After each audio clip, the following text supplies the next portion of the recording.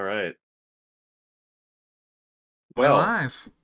welcome everyone back to our kind of second session, session 1.5 of Roll for Damage. We're calling it session 1.5 because we're still meeting the cast. We're still really getting into the introductory elements of the story. But today we've got our fourth and final member of the party, Brian. Um, and we have Seth back as Havoc. If you guys recall, last week Havoc disappeared at around the halfway point of the session, so we're gonna find out what happened to him once he went off into the wilderness. Um, I don't think I have any other further announcements at the moment. Um, I'll bring it up again once we take our break, but I do want to encourage you all, once we do go to our 15-minute break, we have a series called Brunch Break, which is essentially small, short videos that are meant to be less than that break time. So if you have something you're not doing anything during that time, we have a short video for you to watch. And our goal is to have one of those for every stream that we do. But yeah, that is it for me for now. And with that, we're going to get right into the swing of things. So, again, where we last left off, Havoc had found himself in a bit of a precarious situation where he had found himself in a position where he'd been set up um, to take some sort of blame for a break-in at the Stone Paint University Archival Museum. An artifact went missing, and as the investigation has centered around Havoc, um, he has disappeared off into the wilderness, trying to escape the law. And if you watched our insight check to see what was going on in Havoc's mind, you'll have learned that Havoc has started putting the pieces together. He started to realize that like no one was after him directly, but there's a bigger plot going on. What that plot is, he has no idea. But he started to connect the dots. But before all that happens, we're going to bring us in to uh, a, a quieter time, a more peaceful time before all this chaos really erupted. Izukan, Hello. you find yourself in Frozen Ire Inn. It is a very loud, energetic place, a place where people are drinking, talking, telling stories about adventures they've been on, about things they've seen, lingering in the snow. It is a place that you've gone for work, past little bit that you've been here. It's a place where you stay, and you eat, and you don't really get bothered. Except for a particular tiefling who doesn't know how to shut up and leave you alone. Whose company, uh, even if you don't outwardly express it, is growing on you a little bit. On this particular day, you find yourself walking into the room. As the door swings open and Izukan steps in, could you describe Izukan for everyone? What does the bar see? Izukan is a hunched over, about 7 or so feet tall, white dragonborn with a teal coloration to his scales as well.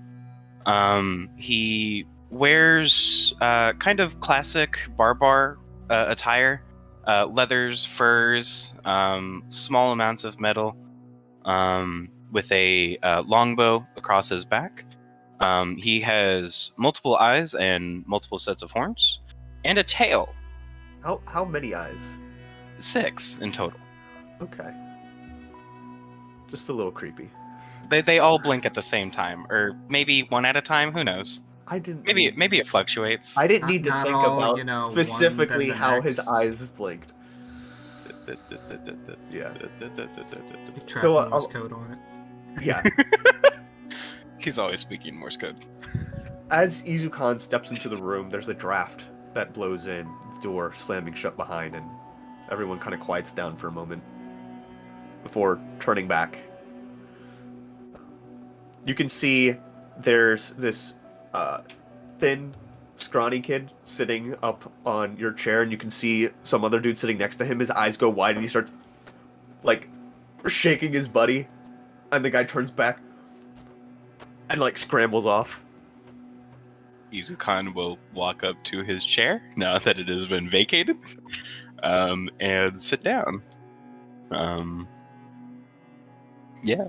You sit down, you see the tall, fairly muscular Goliath, Baradoth Frosthorn. He's the guild leader here. He's got a bit of a bluish tint to his skin, long white hair that's pulled back in a bit of a bun, and a pretty large beard that's kind of a mix of white and gray. Izukan.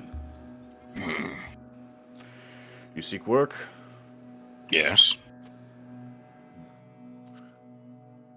Alright. Can I get a drink for you? My usual. He kind of goes and pours you a drink, sets it down. What is it? Currently it's just black coffee. Oh, okay. It's early in the morning. Izukan's a normal person just like everybody else. Okay.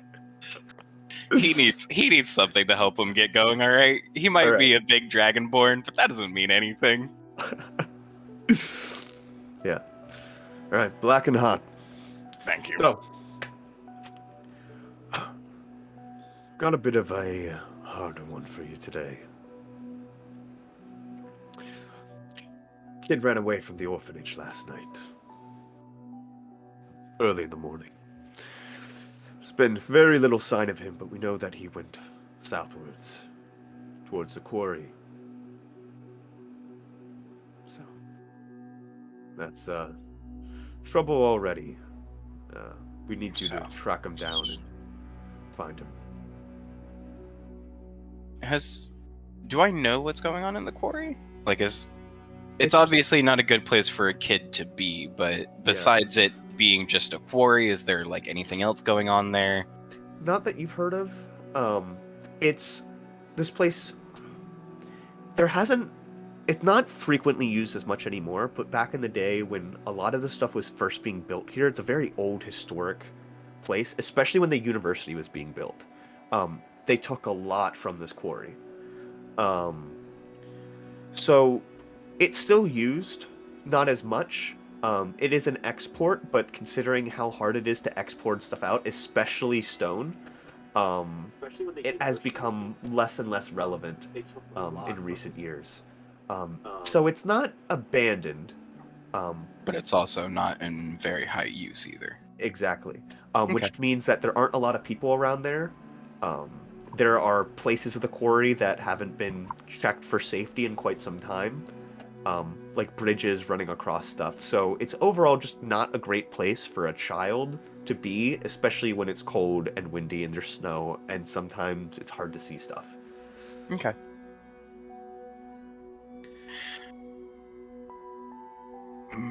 Would Izukan frequent? No, he wouldn't. I was thinking about whether he would have frequented the orphanage. Whether he was one of those... Everybody thinks he's tough, but on his days off, he's at the orphanage.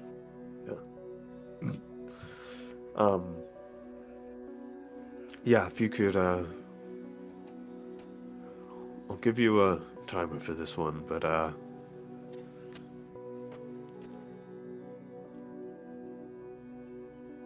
if you just find the body, that's acceptable too. I can do that.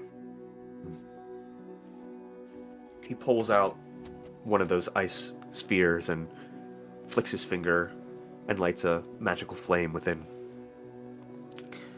48 hours. Izukan will grab his coffee cup that is way too small for him. Kind of drink down the rest of it. And pushes himself out of his chair, grabs the ice globe, and begins his day. Okay. You kind of put it in. Basically, you're all given like these lanterns, which essentially you can clip the ice ball into, and it lights up, because it does act as like a small light source as well. Um, just one that's fighting against you for time.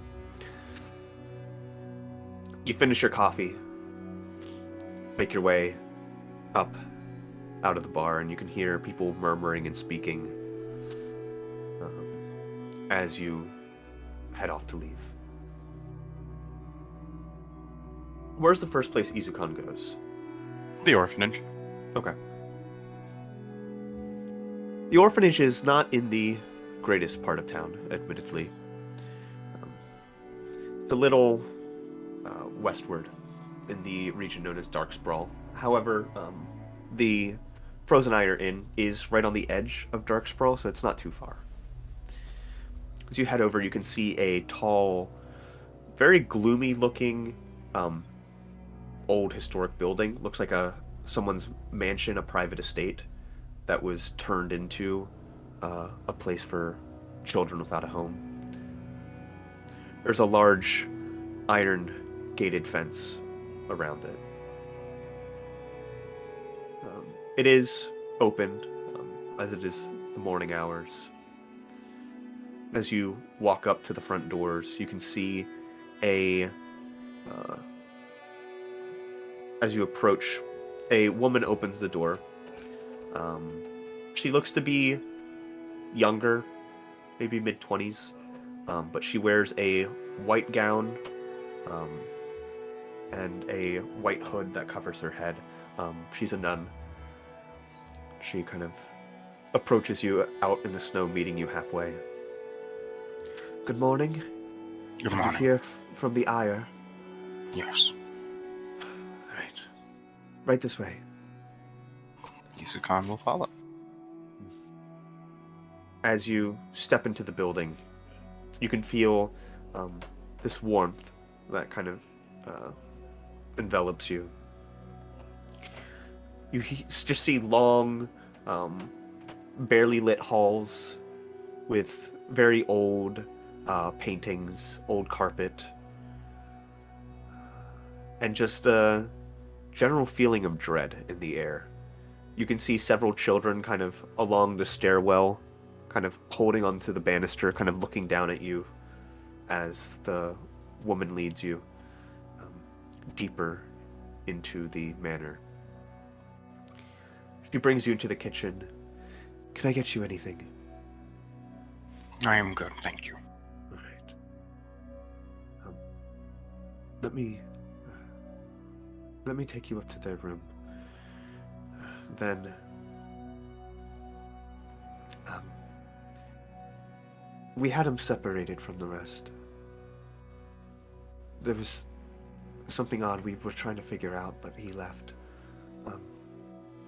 And she leads you what looks to be like a hidden stairwell that spirals up past the other floors and up into the attic. And you see what looks to be a very nice loft, like hidden bedroom. Okay. So nice big bed, warm blankets. It wasn't like he was being neglected and separated from the rest. Okay. No. But she leads you up here. We had given him this space for now. It was the original owner. He was a very paranoid individual. Has a bunch of secret rooms throughout the building. But we had him kept up here,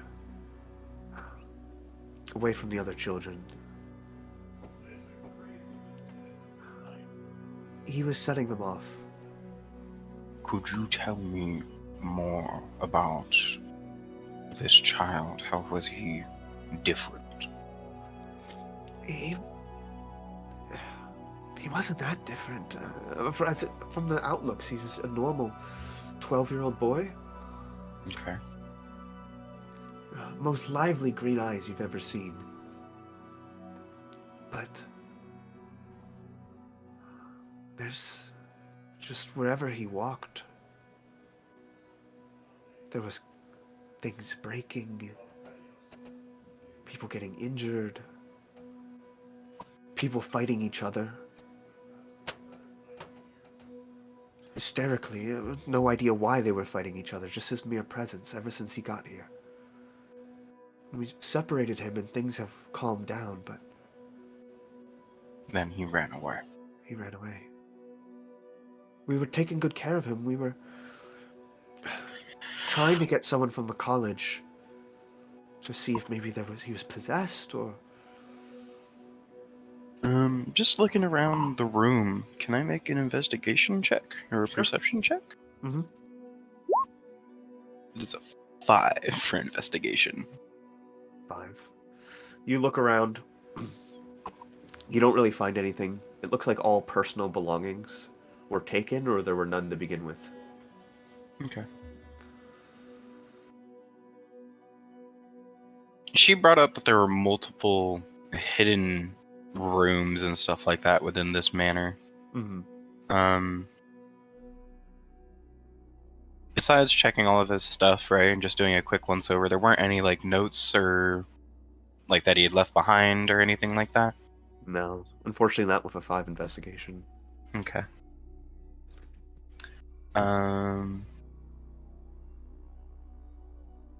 Can I take another look looking for any like hidden compartments in this room or anything like that? Yeah, looking for like hidden passages or stuff. Yeah, make an investigation check. Not much better. My boy is not doing good this morning. Yeah, you kind of look around, kick a wall. Not enough to break the wall. Yeah, but just like tapping it, trying to see if it's like hollow, and it's I hard to can't- tell. Yeah, Old home. Can't tell what's hollow and what's just open area. exactly. Okay. Yeah, and it is a little chillier up here, but you assume that's what all the extra blankets are for. I mean, this was a separated room entirely, and Yeah. this was a loft in the top of the house, so it would be colder up here. So having the extra blankets would help with that. Yeah. Besides that, you can't find much else as far as clues go. Okay. Izukan will turn to the nun. Did he leave any notes or No, anything? He just ran. Okay. He even left the only thing he came with, and she kind of goes over to just a bag she has slung over her shoulder. She kind of pulls out what looks to be like a small stuffed animal thing. Looks like it was hand sewn. And you look at it, and it appears to be like a 6-eyed dragon.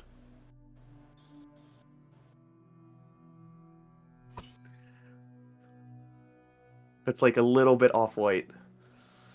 It's a little off-putting, isn't it? Yeah. Seeing that. It doesn't look exactly like Izukan. Like, this has a set of wings off the back of it. It looks it like a has- straight-up dragon, not looks like a dragon born. Mm-hmm. But it's like a Okay. 6-eyed dragon, the 4 horns, kind of in a different pattern, but wings off the side of it too, yeah.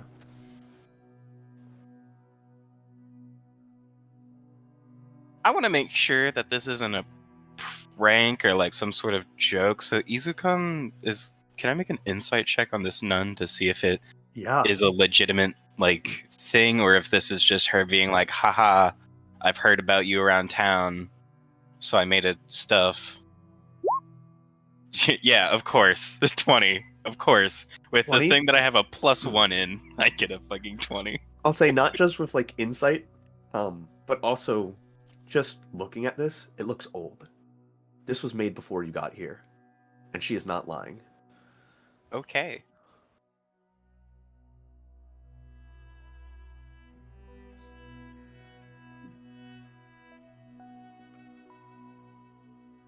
Izukan's a bit taken aback by her whipping out a not spitting image of him, but close enough in detail and stuff like that.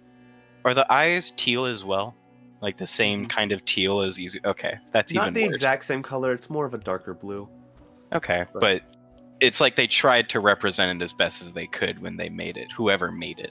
Yeah. That is off-putting. Not the doll itself, but...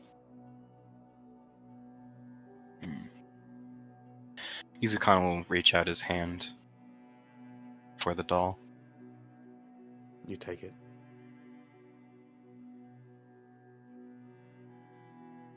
Is there anything... Like, it's an old doll. It looks a little battered and worn, obviously, because it is an old doll. Mm-hmm. And it's a semi-image of Izukan. Is feeling the doll itself, does it feel like there's anything inside of it? I'll say no. No? Okay. No. It is just a straight-up doll. Mm-hmm. Yeah, I won't make you waste an investigation on that. Considering my past 2 investigations. Jesus. The thing I have proficiency in is worse than the thing I don't. You're bad at them. No, I got a fucking +3. Alright. Izukan seeing the doll and having it in hand now.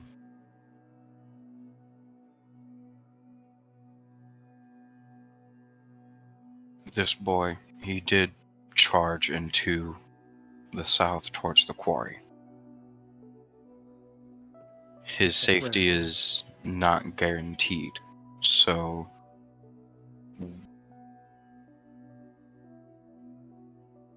what do you want me to do if I don't find him alive? We'll bury him. Okay, then I shall bring him back. Thank you. You are welcome. And Izukan will stand up, and this entire time Izukan is staring at this doll because this is weird to him. I mean, on top of just having a regular doll and stuff like that, it's the fact that it looks like him, but not like him at the same time, but it's close enough that Izukan can draw a comparison. Izukan's not stupid, right? So he's able to draw this comparison between the two, and it's extremely off-putting for him.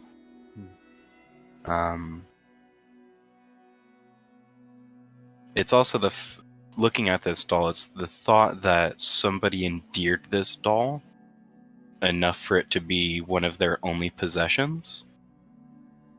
So it's kind of weird for Izukan seeing a image of him being appreciated. So he'll take the doll and leave the orphanage.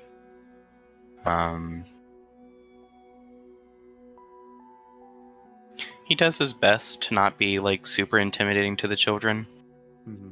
He is a big scary dragonborn, right? So obviously a lot of these kids are going to be in the same way that a lot of Frozen Ire is scared of him, are going to be scared of him, but he's trying to make himself not as small as possible, because it's very hard for himself to make himself as small as possible, or any smaller than he already is, because Izukan does walk hunched over drastically. But he tries to make it as like sincere as possible that he is going to try and find this kid. And just looking at the other kids, what are their thoughts on the kid that went missing? Looking at them, you see a face full of fear, but for the first time, and against what you would expect, it's not of you.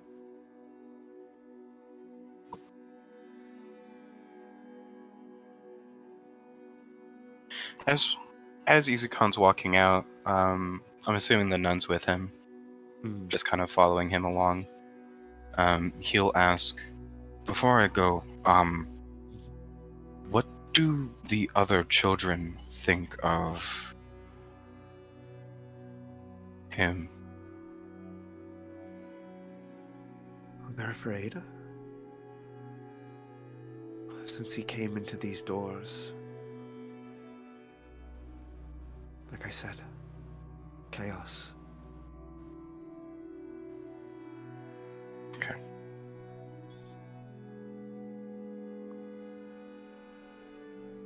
I shall try my best.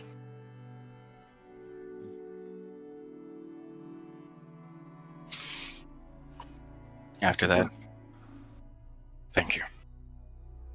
Izukan will leave the orphanage and head to pick up best boy Fenris Okay. and start his well, actually first, before he leaves, can I make a survival or investigation check to see if I can find any footprints from this kid? Just around the orphanage or around the area? Or is it snowed so much that any footprints would have been gone already? It's not snowing super heavily this morning. There's always a light snow, but sure, make one. It's gonna be a pretty rough DC though. Awesome. 15. The only evidence you can really see is that it looks like the back door from the kitchen was used as like their escape out. After that, I can't tell anything.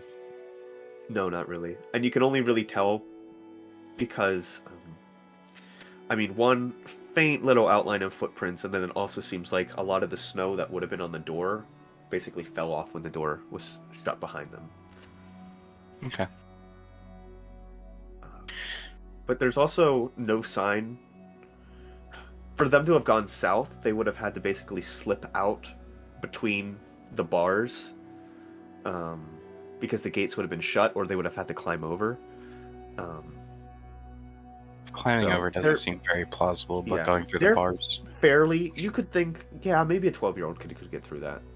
Okay. But it'd be like a very tight squeeze. Okay.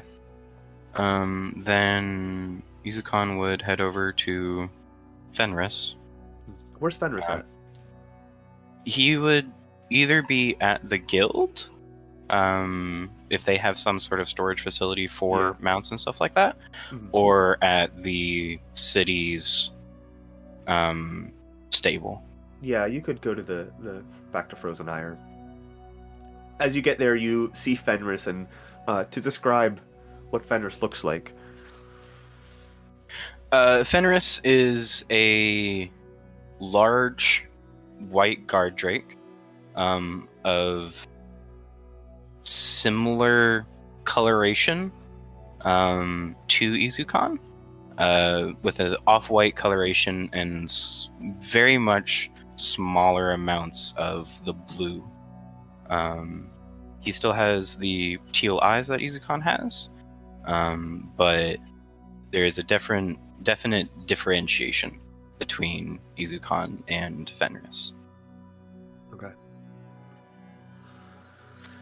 As you get there, Fenris, I think, is just rolling around in the stables, probably chewing on a large, meaty bone of something.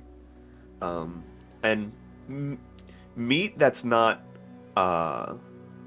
fish or pork is pretty hard to find around here. So it's probably just like a pig leg. Yeah. That he's just gone buck wild on. He's had it for a minute. Also goats. Goats would be pretty common in this area too.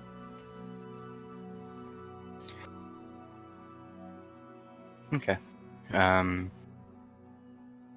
Izukan will call out to Fenris. Fenris! You can see the eyes widen as Fenris kind of jumps up onto where the basically the door is, and begins climbing over out of the stable. Izukan's tried to stop him from doing that before. Tried to stop him from just climbing out of the stable. It's never worked. Ever. Before he can get to the door, Fenris has always climbed out of it before he can. You can see Fenris does that thing that like lizards will do where they kind of like stick their tongue out and do like this little kind of hiss, but with like these big wide excited eyes.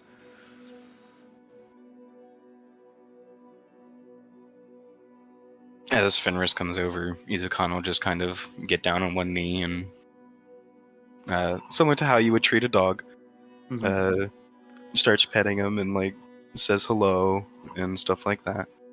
Just normal greetings between master and owner, or Yeah. master and pet. And even though this drake can't speak, it understands you perfectly, and it has a way of communicating with you just through the way it looks at you and Grunts and stuff like it that. grunts. Yeah, and you've spent a lot of time with this drake. Mhm. You have a fairly good like emotional understanding with it. But it kind of looks at you eagerly, knowing that there is something happening, and excited to get out of here and start going on some sort Izukan, of adventure. from his belt, will remove the plush, that the dragon plush, and assuming that it has some sort of scent of the kid on it, because it is that kid's doll, Izukan will put it in front of Fenris and go, "This is not a toy. I need you to find wherever this scent leads." It Okay. starts sniffing. And with that, Fenris does his thing, because Izukan hasn't been able to figure out anything. I'm gonna give him advantage because of not bad. That's a 17. Okay. You kind of saddle up on the Fenris. You ride him, right? Yes. Yeah. As you kind of begin, he kind of begins just bolting to the south side of the city.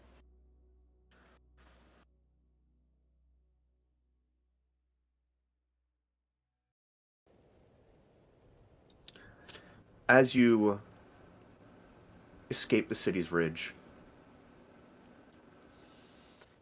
you often forget how blessed you are to be in a place where people care to move snow out of the way. When you were with the tribe of Glacial Peak, of the Glacial Peaks, you never really cared about the snow.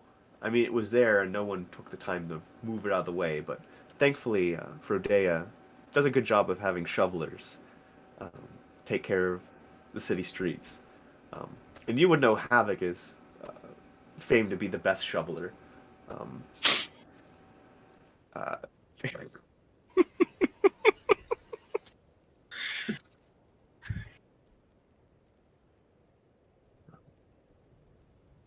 but yeah, As we're going out, you'll hear Izukan say, "Only in times like this do I miss Havoc." yeah. And you can, the Fenris gives out a bit of a groan, like in agreement, says, "It is now time to start trudging through the snow."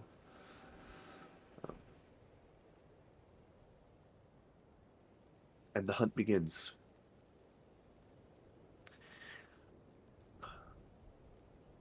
Now, since you are riding Fenris, Mhm. I um, I'm gonna have him make a athletics check Mhm. and a survival check. But Okay. I will allow you to give him advantage. But since he's the main one pushing through the snow, it's a 21 for the athletics. And then for the survival, it's not bad, a 17.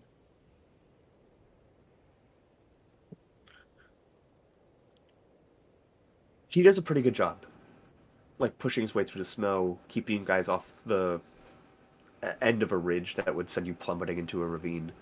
Um, Very good awareness, and just overall doesn't have too much of an issue moving through the snow here. Thankfully, it's not too fluffy, and it's a bit packed down, more of that icy kind of snow where your feet maybe only dip in like 2 inches or so, and it's not like it's powder where you're just trudging through. Um, so you get a lot of progress moving outward, looking, searching.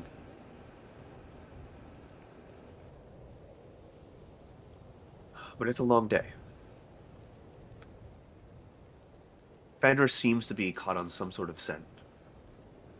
Let's try to move in that direction.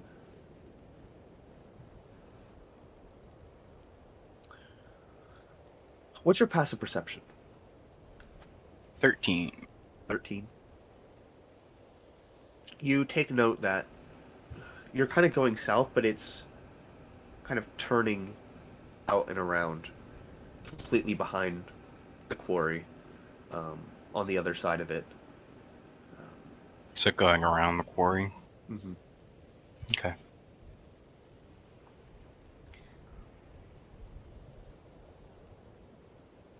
You are traveling for a good number of hours. Um, Eventually, you come across your first sign of anything. You see what appears to be uh, a what just looks to be a dead rabbit, um, with what looks to be a small makeshift campfire, with the pelt pulled off, kind of stripped, a good distance away from the fire. There's some signs of bones, but make a nature survival check just to gauge about how long ago this was. 13. 13. This is probably you're a good 3 hours behind, maybe.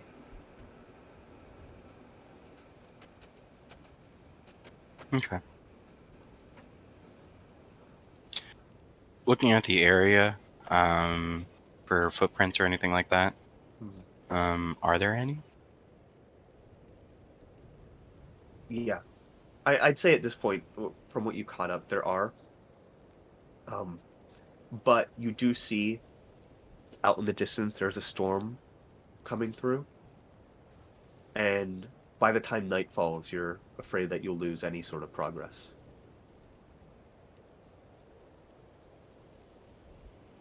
Like any footprints that Any pretty footprints much would lost, be yeah. gone by the time the storm has passed through. Mm-hmm. Okay. Seeing that and seeing the storm passing through, Izukan would hop back on Fenris, and pick up the pace a little bit. Okay. Considering he doesn't have a lot of time until he loses this trail. Mm-hmm. You keep pace, moving steadily through the snow. The sun begins to fall into the sky, out of view. An orangish hue kind of envelops the world around you, and with it being kind of out hitting you at the side, it's just a landscape white that becomes really hard to see. But you feel like you're close. But the storm's coming in.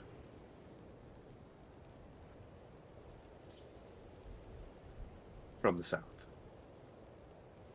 At which point, the path has actually turned out and almost begun looping back around.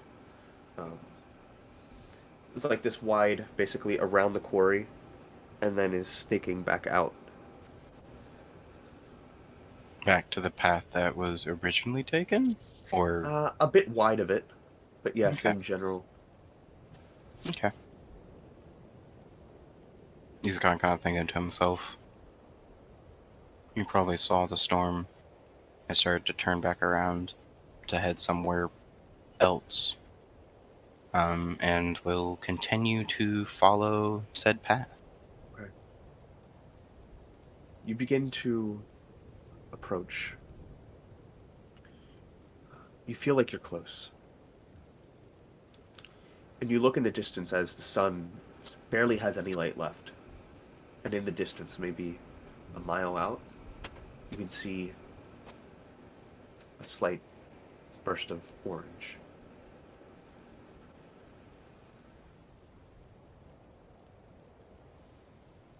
And then you see it again. And then you see a small flame that begins to grow as a fire is being started.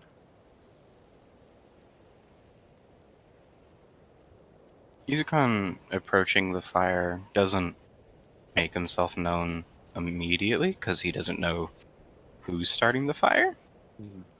But he will approach cautiously. Okay. Stealthily? Yes. Okay, make a stealth check. And I'll make one for Fenris. Just a straight roll. Oh, you made one for Fenris, okay. Yeah.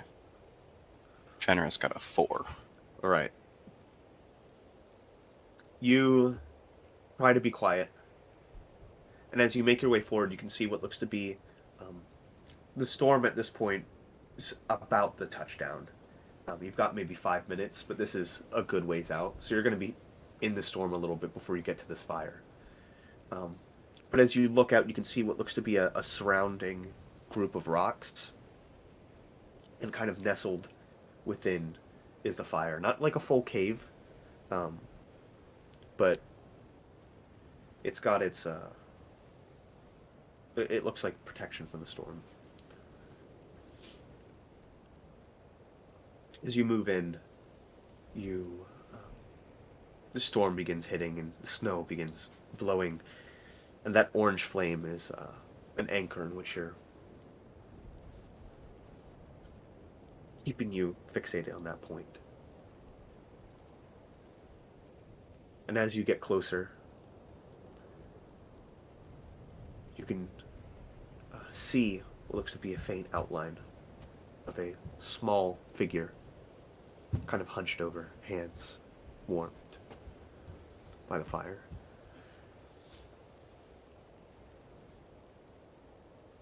Do you continue approaching them? Yep.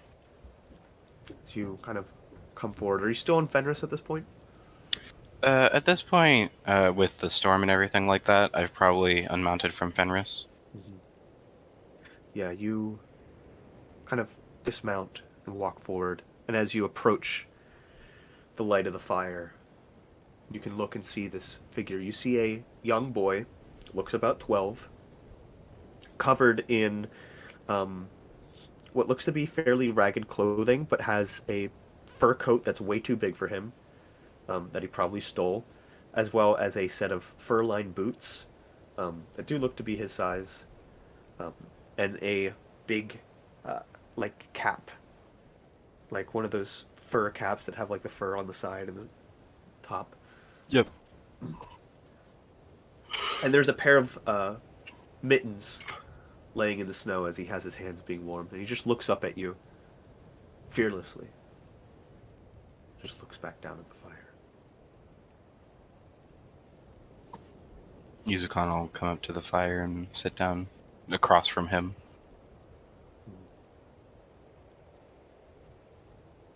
People are looking for you.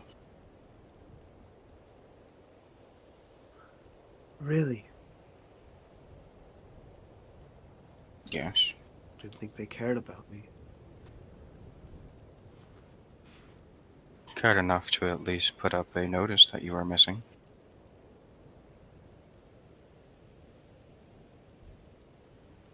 Well, you found me. What are you gonna do? That depends on you.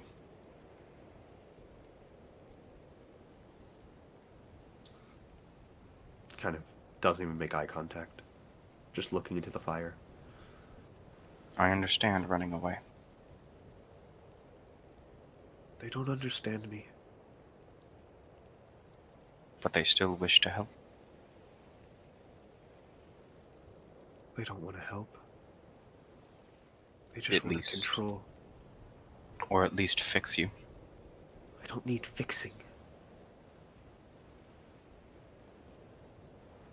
I'm not broken.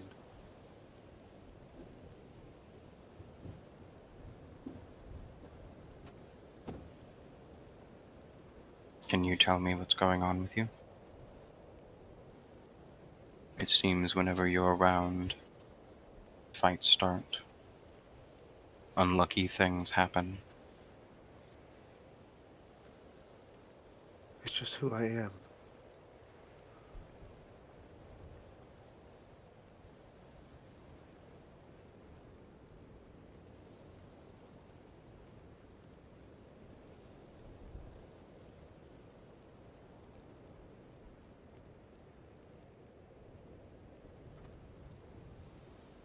Look, I'll go back. I just...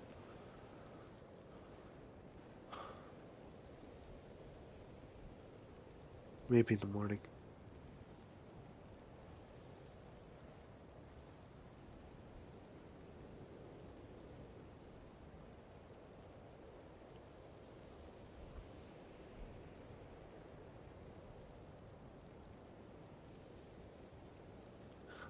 Can't help it. Seeing this kid Allergies. now,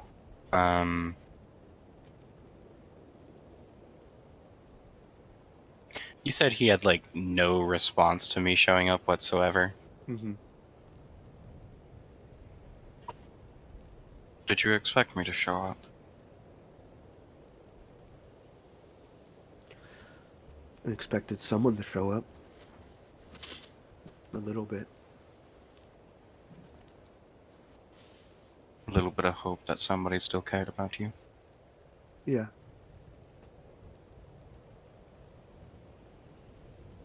Izukan will remove the dragon plush from his belt that he's had this entire time, and reaching over the fire, hand it to him.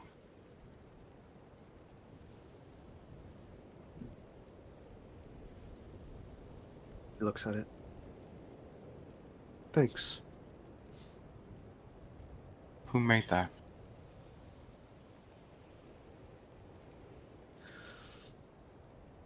I don't know. You don't know or you don't remember? Is there a difference? There can be.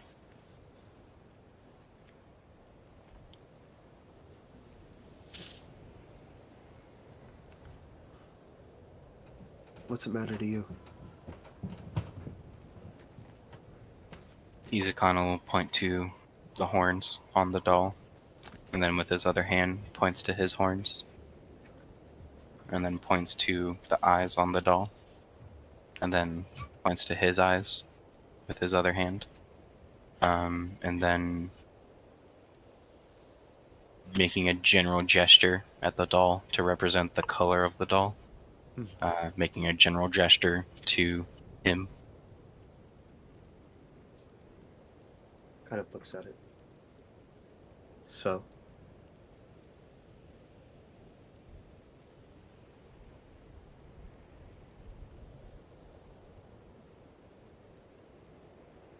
The doll is oddly similar.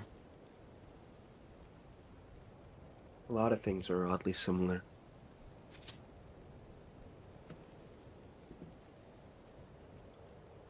What do Like mean you by and that? your...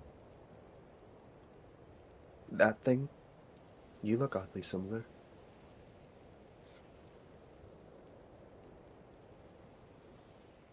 Indeed.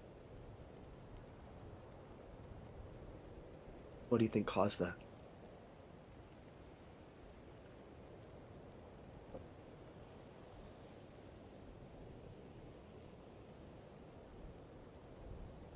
Who knows?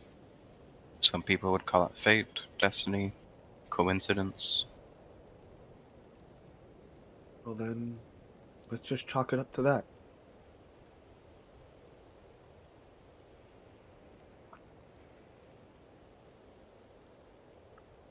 Eight.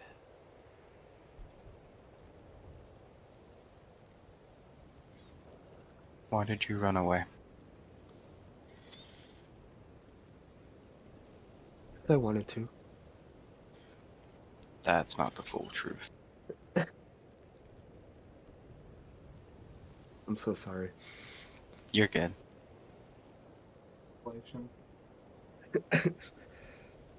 Yeah. It's not just sneezing now. Cough collation. Yeah. I was fine this morning.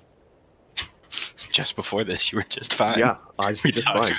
we talked for like 30 minutes, and you only like paused a couple Mhm. of times to sneeze. Yeah. Fun.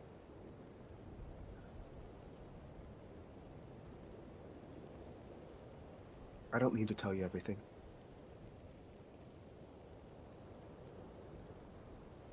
No, but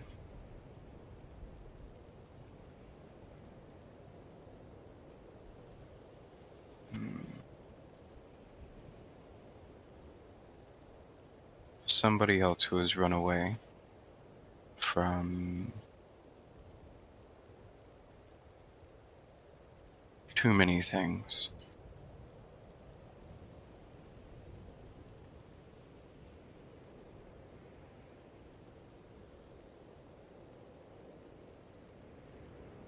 Why?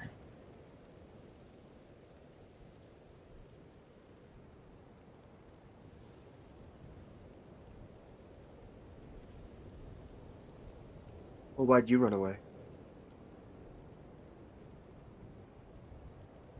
Being chased by something? Or committing what you deemed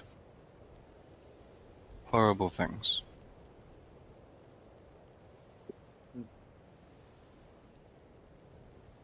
And maybe we're the same.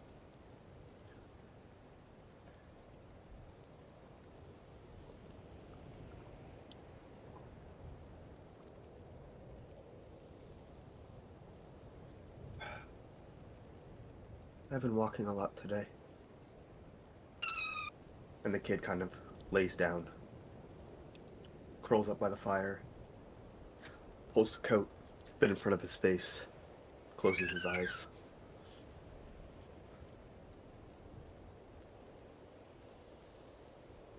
You know it's too late and the storm's getting too brutal to travel back now anyhow.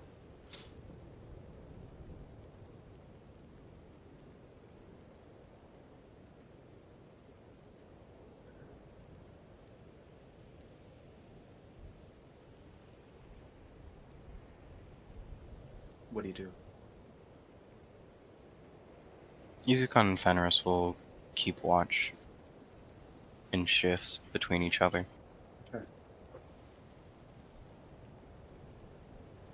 As you're sitting there watching,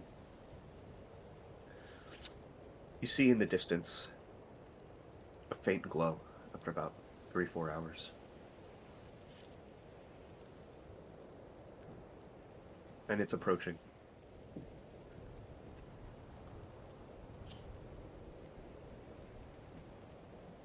And you start to hear a voice calling out. Someone who sounds lost. Oh no.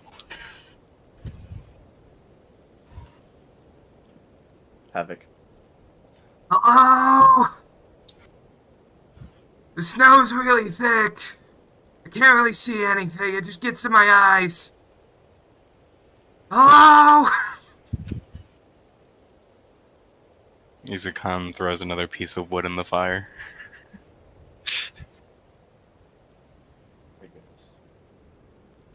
I hope somebody's out here. I keep just... Owls get way too close to me and they try and... I've been pooped on 3 times! It's not nice out here! Havoc, you do see a fire. Havoc, it just... I think Izukan hears just like a dead sprint start happening. truly, like, I think Izukan might be able to put it together when he doesn't, like, he hears a dead sprint, but he doesn't hear the sounds of snow crunching. Is the very key part. As Havoc just, like, the second he sees possible life, he's like, "Oh my god! Hey! Hey!" Just so loud. He is so love it. loud. I love the peaking of the mic. It just makes it better. Mic just cuts out. It's great.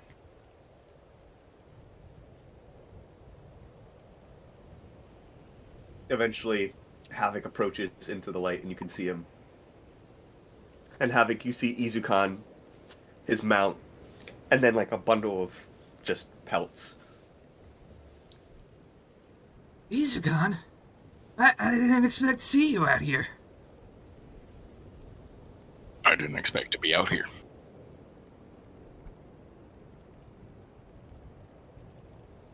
Why are you, out in the storm like this? He's kind of pointing at the bundle of pelts. And See Havoc kind of, like, looks around and then real quick starts going, "Oh!" and starts, like, whispering. Even though he was just yelling a second ago. "Oh! kid's not awake. Roaring storm. He can't fucking hear you. Yeah. Oh, there's a kid! Yeah. Oh, you found that kid! Great! Yeah. But,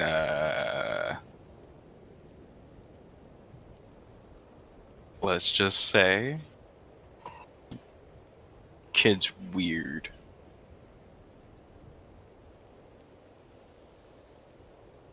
I mean, they were... I don't know. Why? However, first time you saw me, I remember you jumped a little bit. Oh, not Same a little, a lot. I know, same as most people in the Frozen Ire, right? And when I went to the orphanage, a lot of the children looked at me in, like, fear and stuff like that. Well, to be fair, I didn't expect to see you. Fair. Completely granted, but still. I walked up to this kid in the middle of the storm and he didn't react. Oh, we got a little badass over here. I don't know if that's a good thing.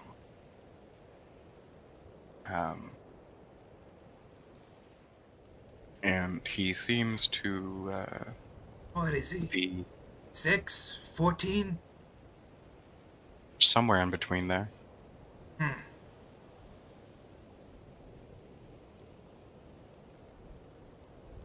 I mean, if he just, didn't, he's just a cool kid. Something else up with this little dude? At the orphanage he was staying at, whenever he would, or it's not even his fault innately, kids around him would get into fights for no justifiable reason. They couldn't say why they did it. Things would inexplicably break, or similar things. Just unexplainable events happened in his presence. Okay, so the kid's weird. Okay. Yes. You see Havoc, with saying that, like, kind of looks over, like, is the kid actually asleep? Khan doesn't care if the kid's actually asleep.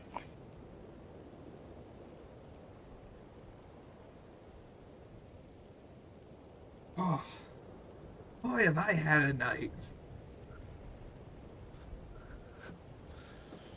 If you're running through the storm, I assume so. Yeah. And you see at this point, Havoc, like, it's the middle of a snowstorm, but you see him take off his coat. um, like fully just shirt. Like he, it's not that have it getting undressed, but you know that thing where like you take off like half your shirt because you have a wound in your shoulder, and starts like properly like, oh, let me actually take care of this now. I may have been. I was set up.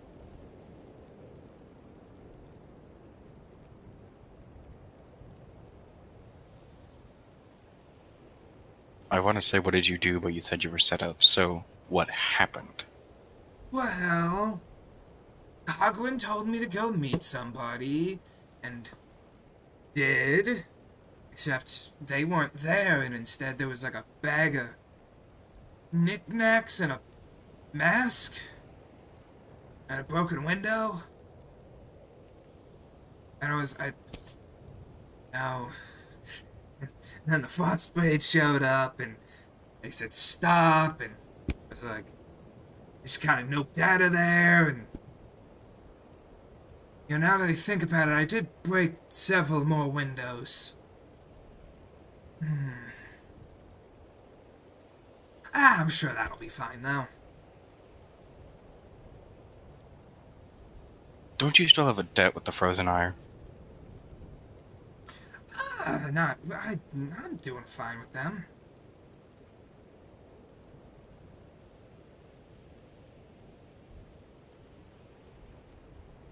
Like,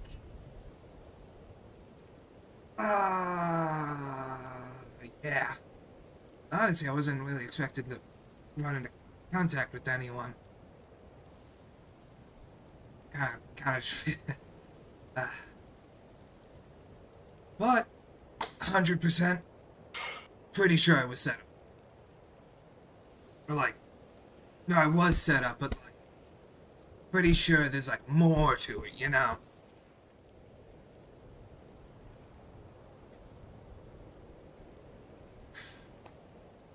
There's a reason you were set up?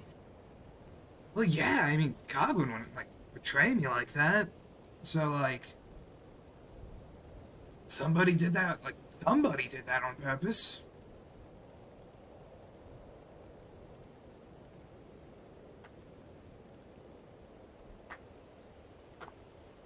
It's like, that's a lot of effort to go through. They had to, like, do a robbery first, and then make sure I was there on time.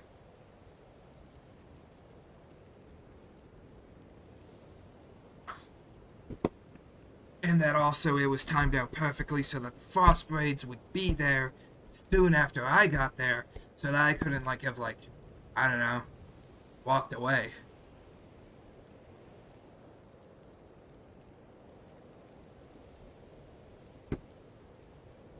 Somebody smart did this.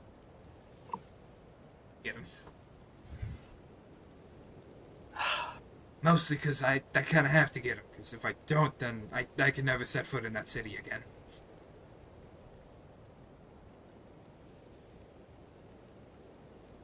So, what's your plan? Well,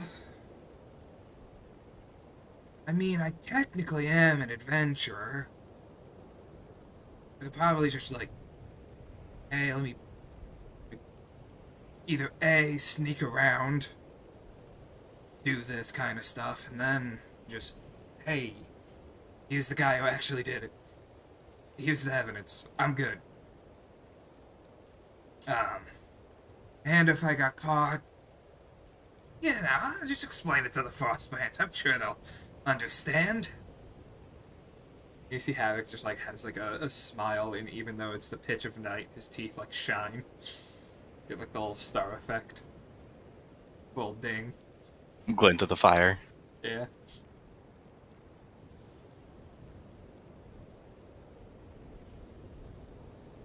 You guys sit there, enveloped by the comfort of the fire for a good while. The storm, just as harsh. You kids out cold.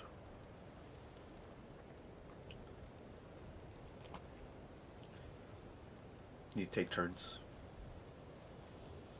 I think Havoc does, like, check up on the kid. Like, physically make sure that he is not, freezing to death. Mm-hmm.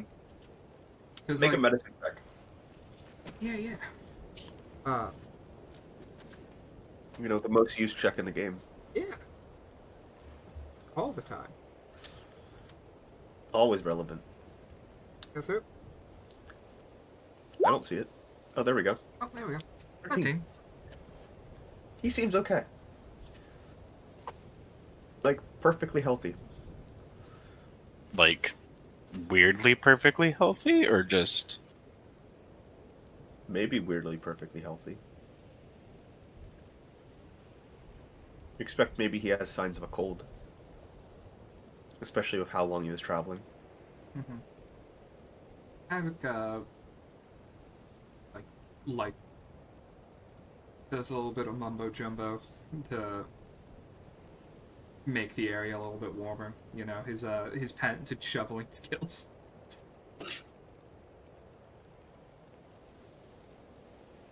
Spectacular. Yeah. patented Havoc technique. As you guys are taking turns, taking watch, can the three of you make perception checks? Yeah. I'll do one for myself first. Nat 20. We like to see it. Nice. And then Fenris. It's a 19. Havoc It's, gets a 5. You know, A little preoccupied. A little preoccupied.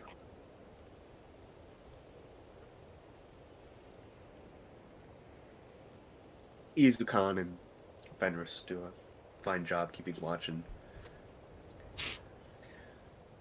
Havoc, you're woken up by a giant drake kind of nudging you. Havoc's like, I think Havoc is just truly just like, oh, he's a good boy. He is the goodest boy. Yeah, good boy. True. Scratch. True pupper. I think I think the thing with Havoc is that he's truly not looking for like the dangers of the forest or anything. He is looking for frost brands. Just Yeah. He's not thinking about the danger of the forest or anything like that. mm-hmm. Yeah. Havoc, you keep an eye out for anything like that. Frost brands. Gotta keep an eye out for those frost brands. And as the sun kind of begins to rise in the distance, and you feel like some those around you begin waking up. You've done a good job. No one came throughout the whole night. Havoc just is standing triumphantly facing the sunrise. Yeah. Izukan looks for the kid. What kid? God fucking damn it! There's my one. If Izukan approaches Havoc, you see he's sleeping standing up. Izukan just flicks him in the nose. What? And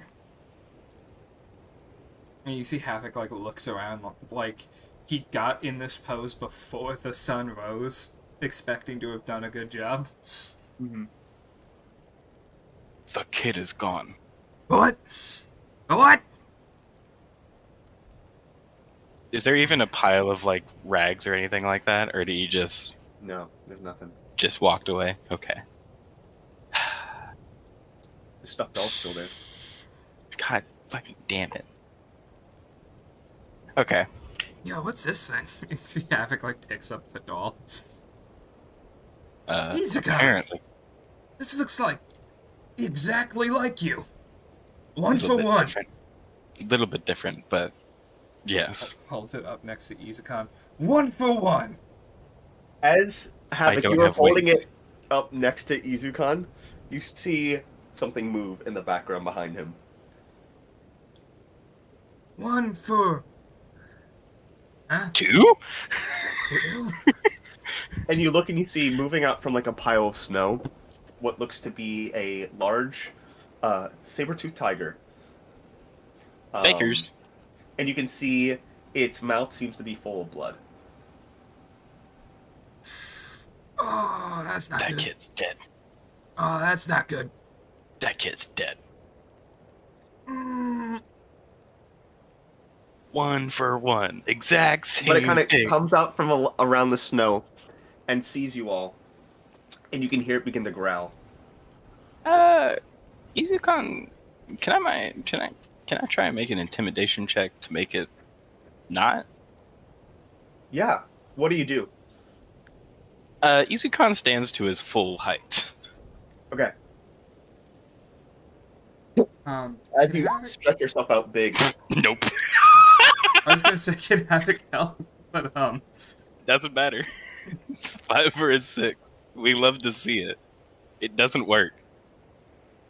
Izukan gets up big, and immediately as he starts to stand up, this thing just sees, hey, that center mass is now easier to get to. Oh goddamn. And it More starts meat. charging. Yeah. I'd like you guys to roll for initiative. Cool. whoa. Oh no. By the way, I only see a black. Oh, do you? Yes. How do you not have... Oh, you know what? I must have not properly set up. There we go. Okay. I could see, for some reason, I could click on Fenris, but I couldn't see Fenris's vision either. Yeah. Okay, so this is Izukan's. Wow, dude. What is going on? Yeah, we're not. Uh-oh. Well, let's see how Fenris does. Never mind, No. dude. Oh my lord. Wow. Okay. Let's see if I have. And I'm assuming protection. Izukan's out in front if he was trying to be intimidating. Yes. So, like right Okay. there.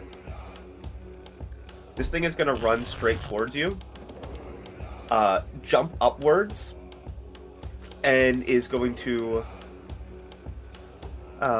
make a bite attack. Or, no, claw attack. That's a 18 to hit. That hits. 14 slashing. Make a strength save. Of course. Too far away. Yikes. As it jumps up and it claws you down to the ground, it is then going to go for bonus action bite attack. That is a nat 1, so it misses as it just slams its face into the snow as you kind of roll out of the way. Havoc, you're up. Okay. Havoc is going to take a step forward.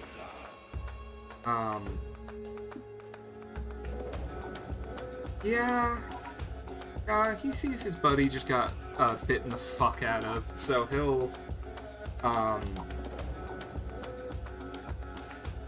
use, what is it called? What do I call it? Beacon. So you'll see Havoc, like literally lights himself on fire as if, think like, you know, Ghost Rider, Human Torch, kind of like fully just stealth immolates. And you see that the flames appear to get hotter and hotter for a second until all of a sudden they just disappear and all you can see is just his clothes that are looking slightly ashen and with like embers kind of glowing here and there. And you just feel a heat around you. So much so that you get 7 temp HP. And so does Fenris. So does Havoc. Nice. That is... I do not have a way to track temp HP for Fenris. He has HP. 1 second. I'll Temp. make it... Temp HP. Oh, temp HP. Yeah. How much? 7. Okay. Okay. Yeah, I'll have that set actually so that people can see. Green is temp HP. Mm-hmm. Okay. Okay. and Alright. that uses my good old action. Um, Alright. Izukan, you're up. Having this thing pounce on Izukan isn't. Izukan doesn't like that. So Izukan is gonna rage. And he's gonna go for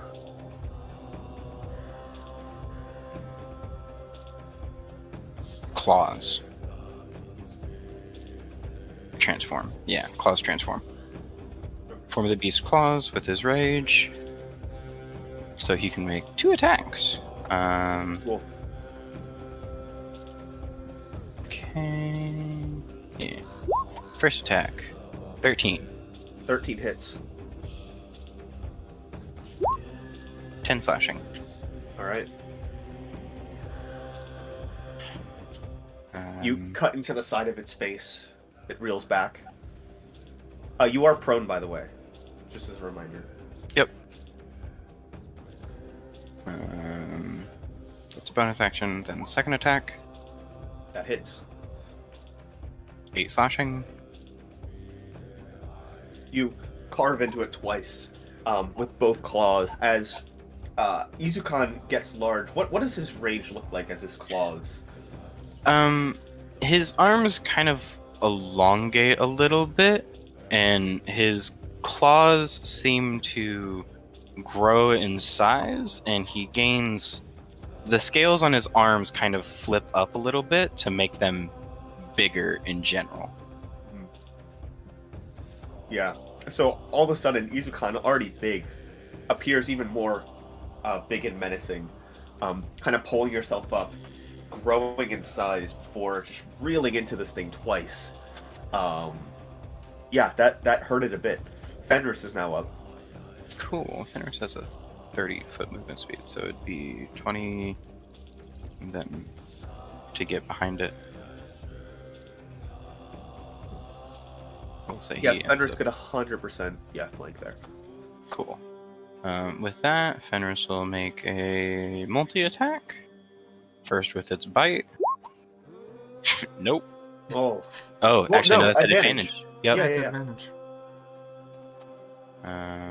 So that's that, and then it's just roll 1d8 plus 3. 6 damage 6.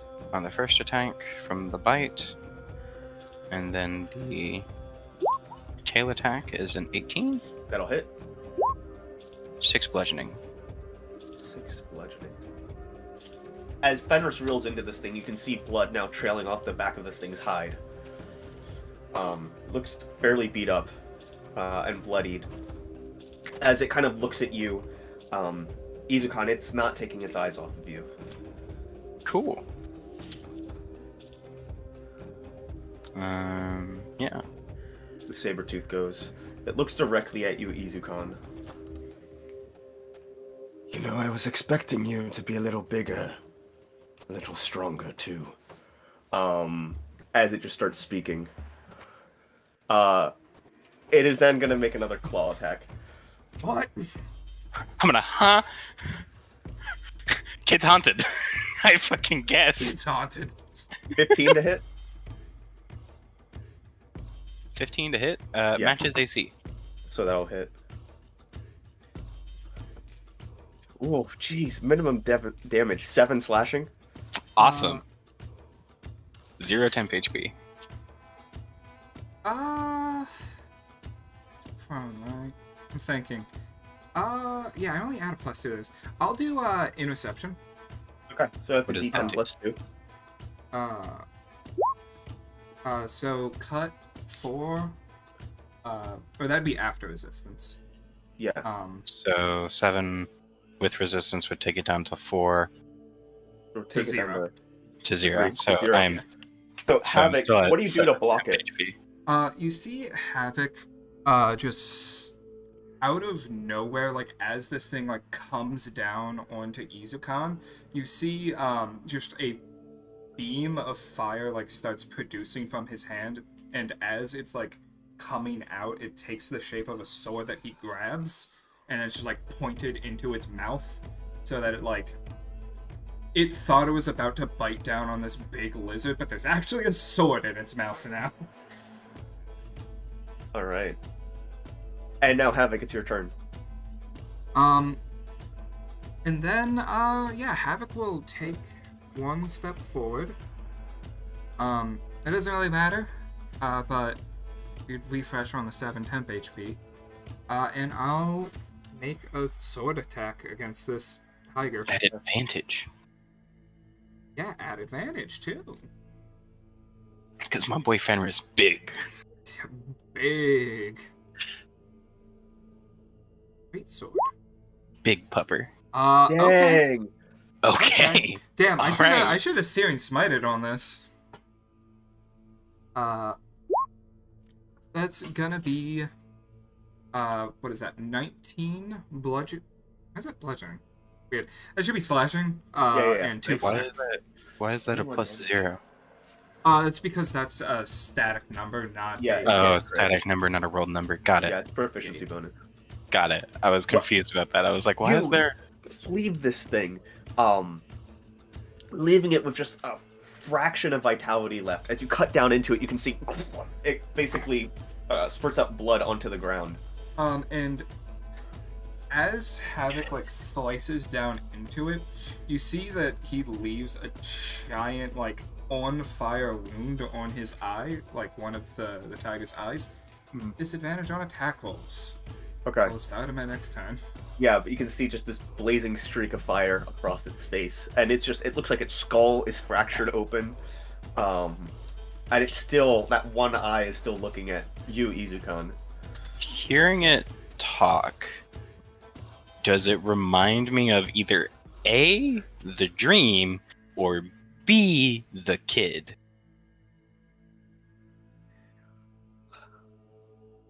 Hard to say. Hard to say? Okay. Then Izukan no think. Izukan only smack. Let's see. First attack. Okay. Yeah, it's meant to be. Yeah. Okay. Let's see that damage. Oh, 1d6 is the only How do you finish it? Izukan... Its face is already like split. Like Izukan will take both of his hands and just kind of reverse them, reach into the split, and just right down the middle. Yeah, you rip, and it kind of travels all the way down to the neck, where it then collapses into the snow. You see, in that instant, as it dies, what looks to be a serpent crawl out of the corpse and begin to whelm and grow into another large, terrifying beast. This time, a large polar bear that gets up on its hind legs and roars. Oh, god damn it. Izukan, what's happening? This has to be a fever dream. Izukan having another slash will...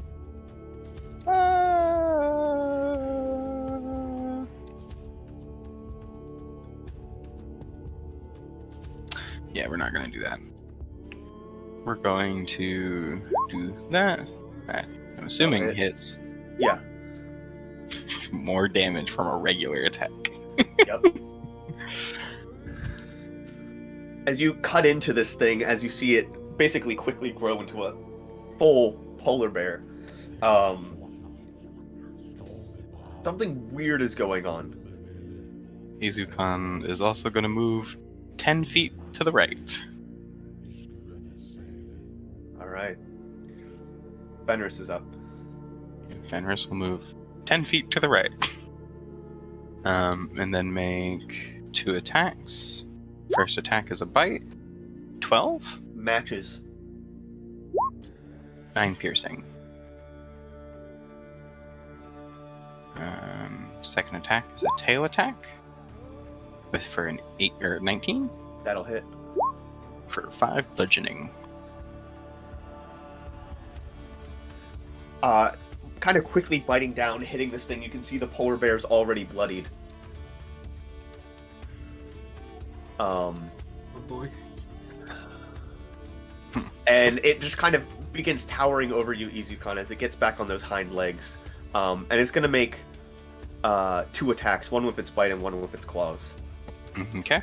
The bite's a 16 to hit. That hits. The claws is a 20 to hit. That hits as well. The bite's going to be 12 piercing. Okay. So 6. Okay, so I've got 1 temp HP. And then 13 slashing on the claws. So another 6. Yeah, another 6. So 5 damage. So that is 16 HP. And as it kind of just claws into you, it yells out, This is who I was sent to seek. As at this point, Izukan, there is blood drawn. Yeah. And it kind of gets back down on all fours and just looks at you. Just a wormling in the snow. Havoc, you're up. Yeah, Havoc is just... I think Havoc's just confused right now, and it's just like... Okay, brain off! And you see just fully just like... A thing no one in the city has really seen before is Havoc, like, actually in a real fight. Like, he's punched people, right? He's suplexed people.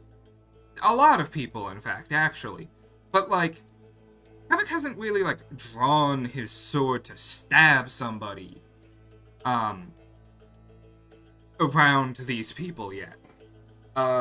And I think what Izukan sees is just Havoc fully, like, falls into this, like, level of competency you don't think you would have ever expected Havoc to have.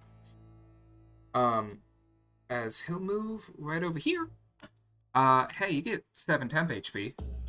Awesome. At the start of my turn. And, I'll use my bonus action to cast Searing Smite as my once-a-day, because I'm a tiefling. Okay. I'm now concentrating on that. But, I'll probably stop concentrating on that if I hit. I still have advantage. Yep. Yep. I am on advantage. Funk. 15 That'll hit. hit? That'll hit. Alrighty. That will be 12 slashing, 2 fire.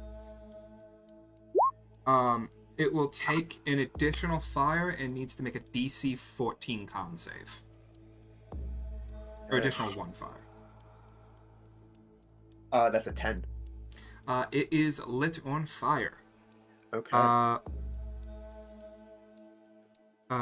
Yeah, it just takes an extra d6 fire damage at the start of each of its turns, I think. And a fail save, it takes 1d6 fire, so that seems to be immediate. Yeah, oh, no. So it immediately does a d6, and then it keeps doing more if it fails the save. At the start of each of its turns. Okay. Start of each, yeah. Oh, On a okay, failed okay. save. Yep. It's literally the sentence before it. Yeah. All right. Yeah, and disadvantage on attack rolls. Okay. Izukan. Did it have disadvantage last turn? When it The attacked creature died, right? Yeah. Oh, the creature did die. Yeah, no, that's fair. Okay. We make funny little 2 attacks with advantage. First attack is a 14. That'll hit. Roll damage. 10 slashing. How do you finish this one? Jesus. I like the way you say that. Izukan will... At this point, he's just going with the motions. He's not really thinking about it too much. So Izukan just grabs its skull and Just like claws into it. just crushes it. Okay. As you crush it, you see it kind of collapse. Its head kind of collapses inwards for a second as it falls to its knees, and it stands back up. This time not as a polar bear, but instead into the form of a yeti.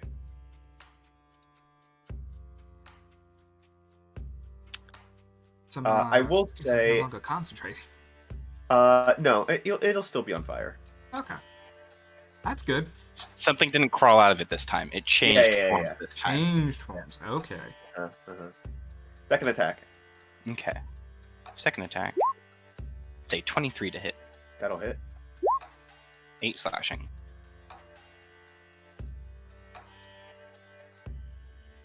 Okay. Fenris doesn't have a good past with Yetis. Mm-hmm.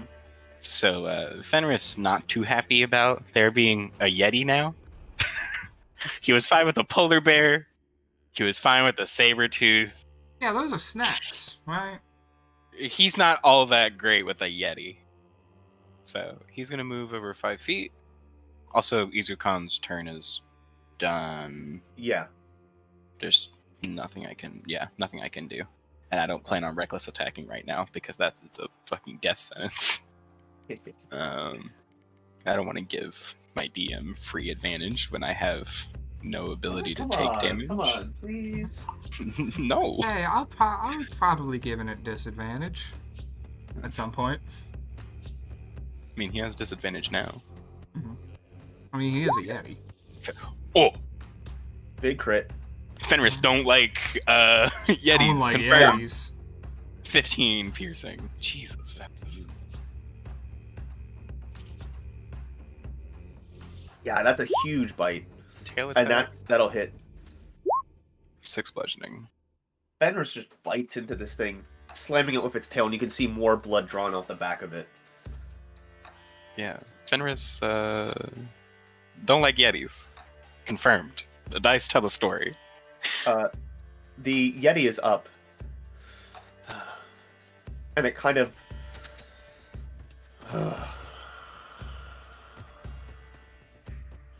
Immortals are more annoying than I thought. And he's going to swing at Havoc. Fair. Oh, actually, before that happens, he'll take 4 fire damage, Okay. and then does he make another save, or does he have to use an action to put it out? I think he has to use an action to put it out. Yeah.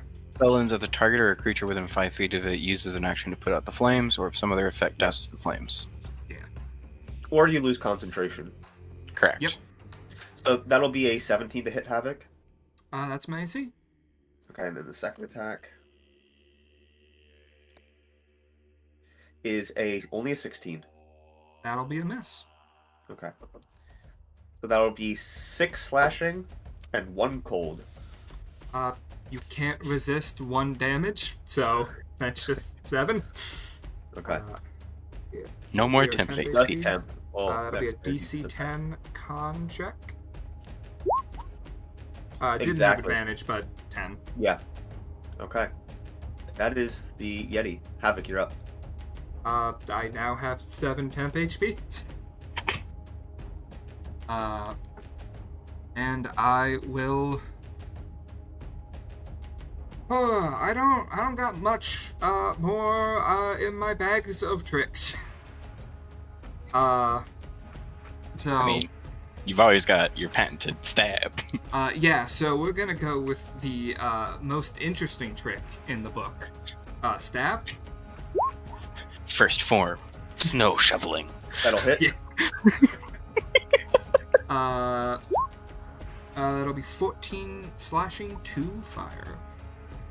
It's looking really rough. As you cleave through it, fire kind of whelming off of it. Izukan Part 3.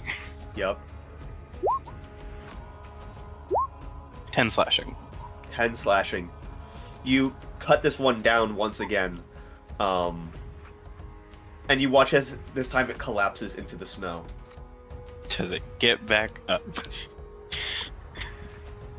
You watch Sort of like, as it lays down on the ground still before it pushes itself back up, and this time it's back on 4 legs, and you can see a large winter wolf. God, stay! How many times do we have to teach you this lesson, old man? Come the shovel. Your enemies be the snow. Fair. Second attack. Yep. Second attack. That's a 23 to hit. Or That'll 20. hit. Oh god. Roll 20. You good, buddy? Roll 20? Anyway. Alright. 8 damage. 8. That's fucking... As you kind of claw into it, it just kind of smiles and looks at you. I knew you had crawled into your shell, but I didn't realize you'd become a shell of yourself.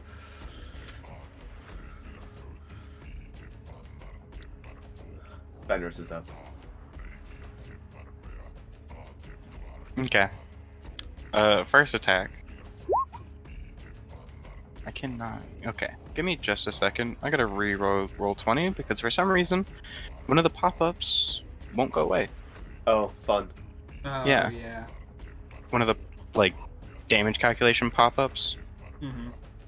just won't go away. So, Look at that. yeah.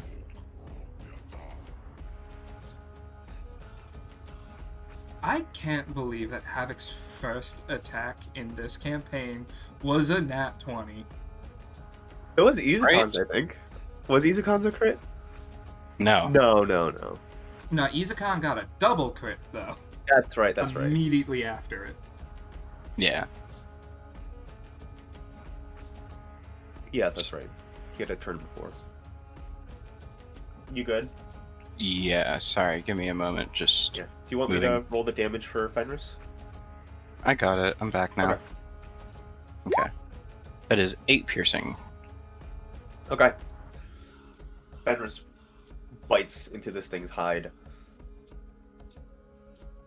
Fenris don't like this fake doggy. Not a real dog. Fenris don't like this fake doggy. Fenris really don't like anything that's happening right now. 12 damage. 12 bludgeoning. Oh. Alright. Yeah, no. Fenris... Wailing into this thing.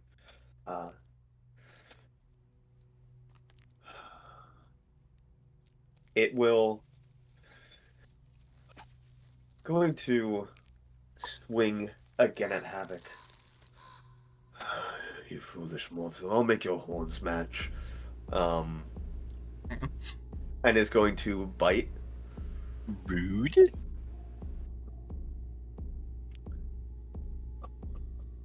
Break.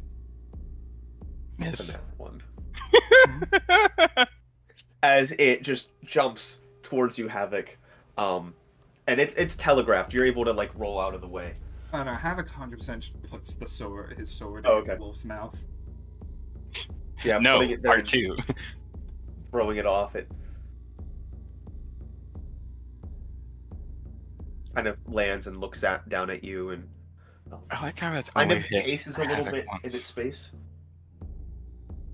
Havoc, you're up.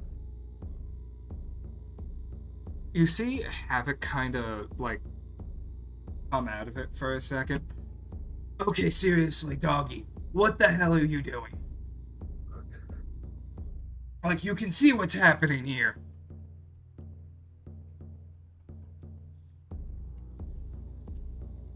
No? Okay. And Havoc just takes his sword and just, watch out. I like to imagine that he actually did make that noise. Like Havoc's like, He watch out! moves. Watch out! Roll damage. 16 slashing. That's max. Yeah, that's max. I was gonna say that's crazy. 2 fire. Yeah, love Havoc's... Additional 2 fire. Just every single time. Hey, that's the perk of being a battle mage. Yeah, That's it great. is. It's bloodied. You Bloodied mean on bloody fire. part 4. bloodied again. Bloody part 4. Yeah, that's Havoc. Okay. Okay. Next is Izukan. Yep. Same old right now. It's a 24 to hit. That'll hit. 8 slashing. Yeah. And then second attack is a 23 to hit. That'll hit. 7 slashing. It's looking really rough. Holy shit! For once, I didn't put it down. So you carve into it, and you can see it's just your claws nestled into its shoulders, blood draining out from it. You can just see the smile on its face. Fenris is up.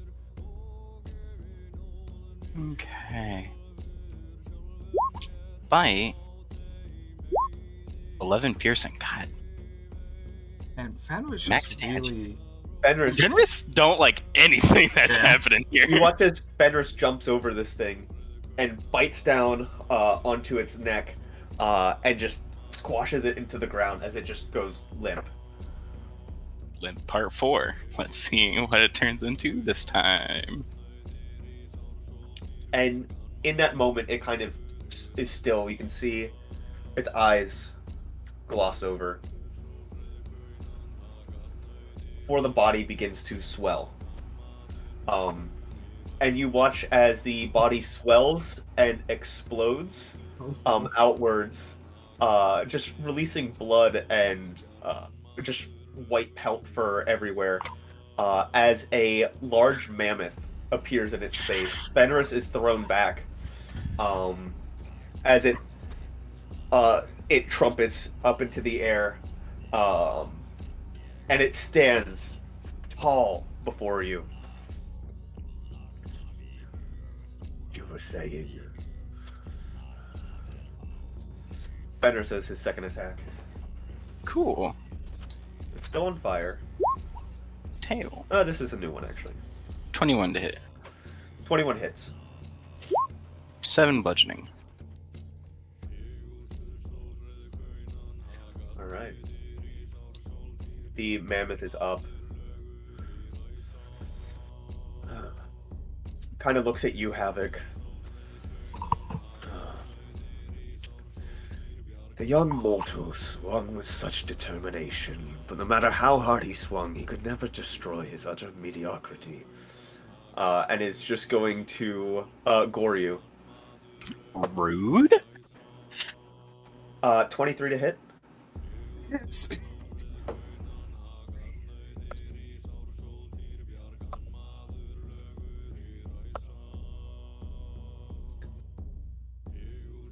Gonna be 32 piercing damage. Yeah. So let's do some math real quick.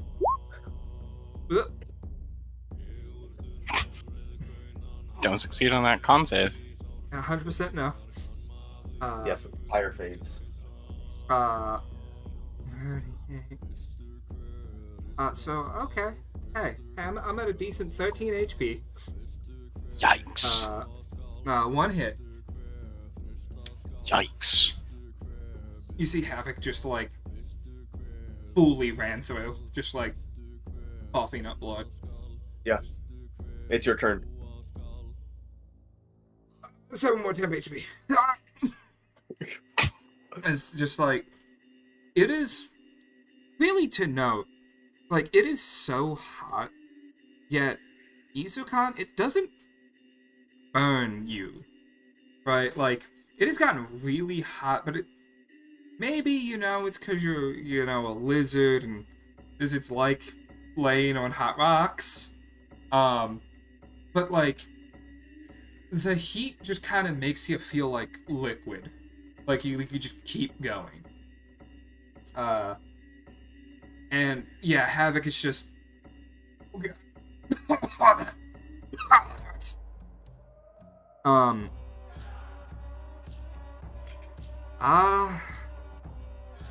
Yeah, we're just gonna... main action, do the greatsword. 22? That'll hit. Almost max. 15 slashing 2. Yeah. You give a good cut into its leg. Do I do this? How much is the regular healing potion? I don't... 2d4 plus 2? 2D? Yeah. I think it was 2d4. Or 2d4 plus 4 is regular healing.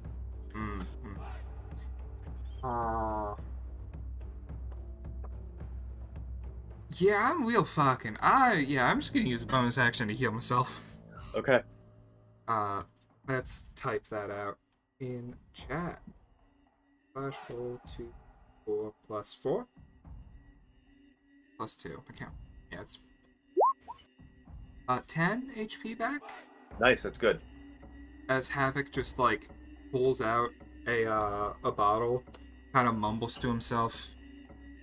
Izukan, you really can't even tell what Havoc says. He mumbles something about how, like, friend gave it to him, and you think, like, oh, is there, like, some meaning to this? And then he just downs it.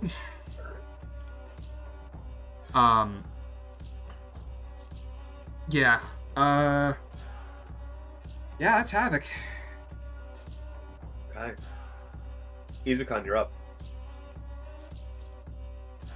Okay.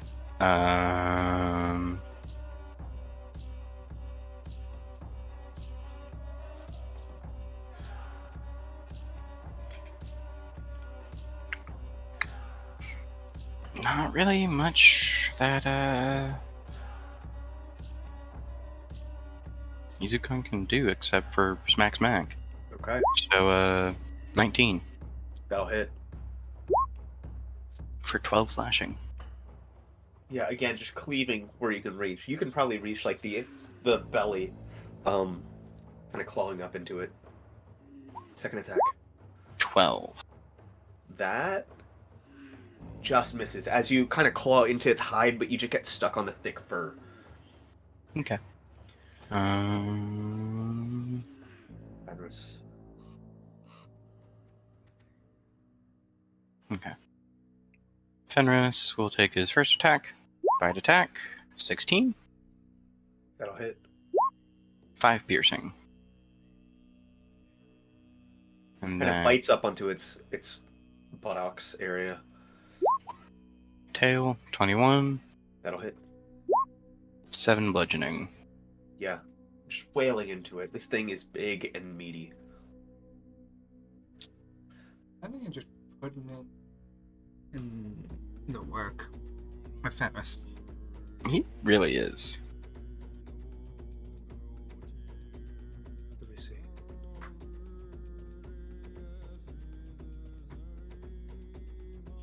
One more step to the right. Do it.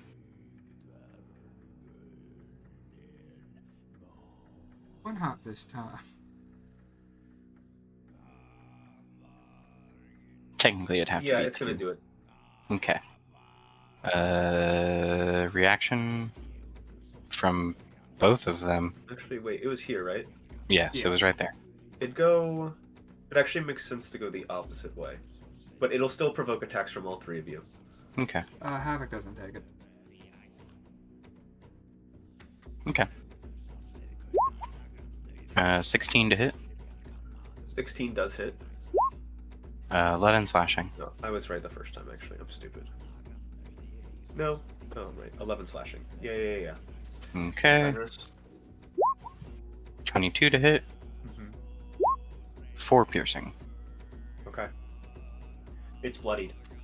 As it kind of tramples away and turns and begins rushing back in.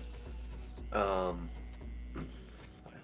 15, 20. And as it rushes in, it's going to sideswipe Havoc. Actually, yeah, it'll do Havoc.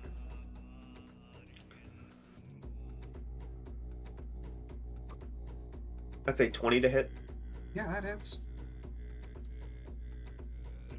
2, 10, 12, 13, 20 piercing. 20 damage? Okay. Yeah, I need you to make a strength save. Yeah, no. No. That's yeah. I know. A 7.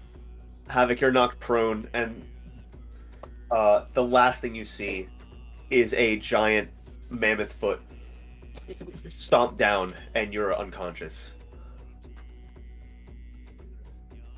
As it was a 27 to hit. Yeah, that definitely hits. Izukan, you're up.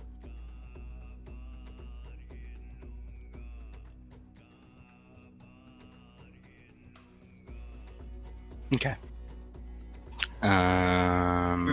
Technically, am I just knocked unconscious or am I making death saves?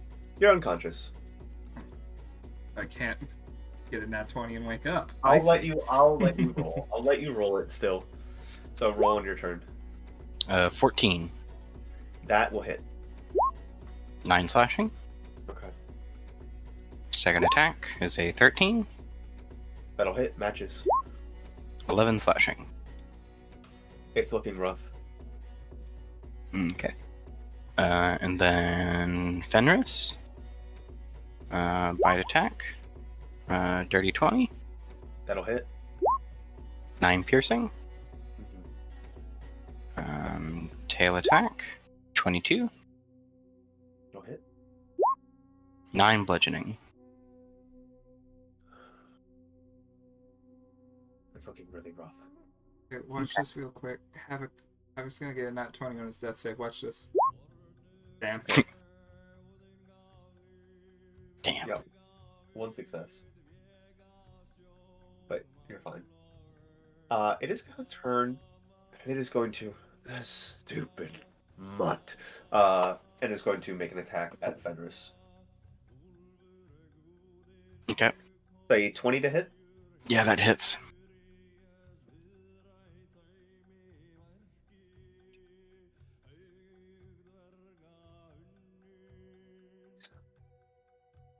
That's going to be 34 piercing. Yikes! 34 minus 7 is 27. So, Yeah. calculator for the win. So that's what, 52 minus 27? Yeah. Yeah. 25. 25 HP. Okay. Yeah, so he's bloodied. Yep. Havoc. Go watch this nat 20 right now. Damn. Izukan.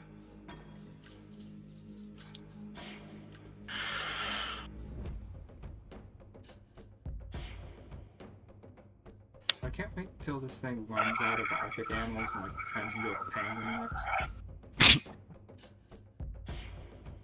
Emperor Penguin. Actually, size gargantuan. Okay. But it- Only thing I...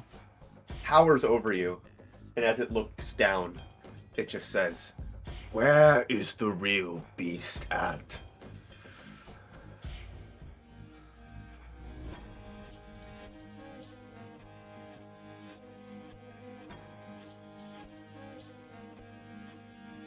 Izukan closes his eyes for a moment, hearing that.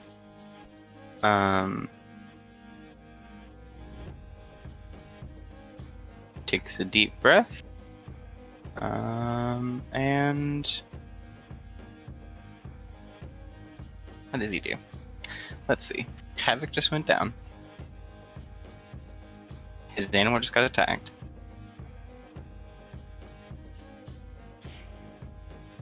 He can see that shit isn't going right.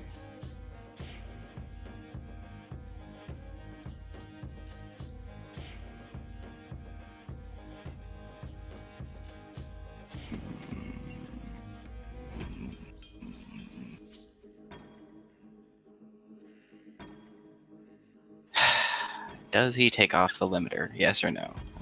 We'll leave this up to a dice roll. What should the dice roll be, though? Should it be a D100? I'll roll it. Okay.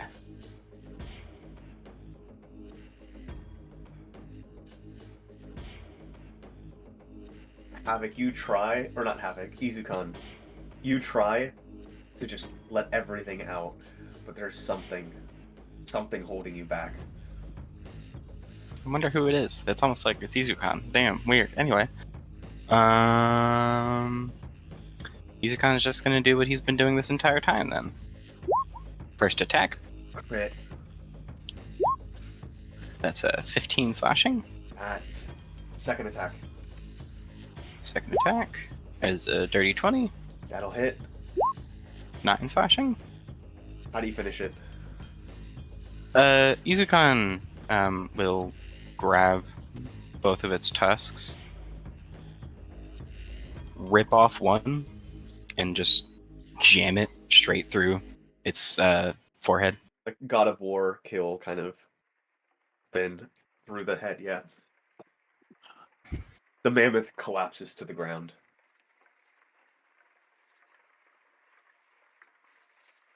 And you watch as it shrinks in size.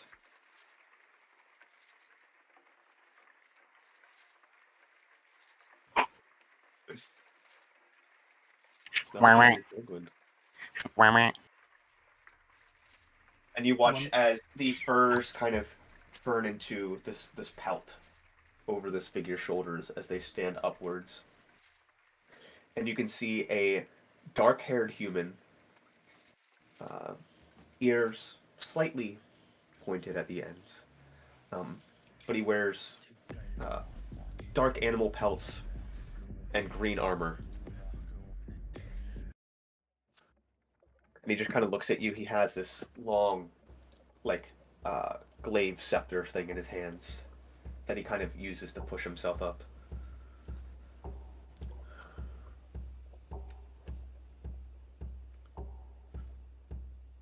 Hello, Izukan.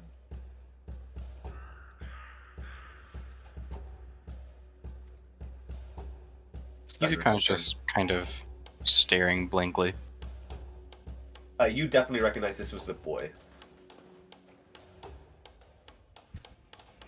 You can see those same bright, piercing green eyes looking at you.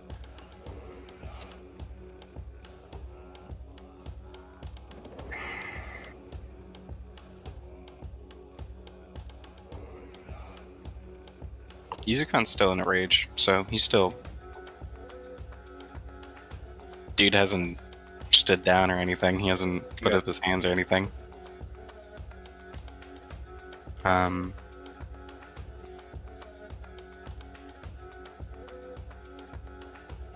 Fenris has his turn. Fenris seeing this dude change and seeing there's an obvious change in, the setting, doesn't know exactly what to do. So Fenris is... He'll hold his action to attack.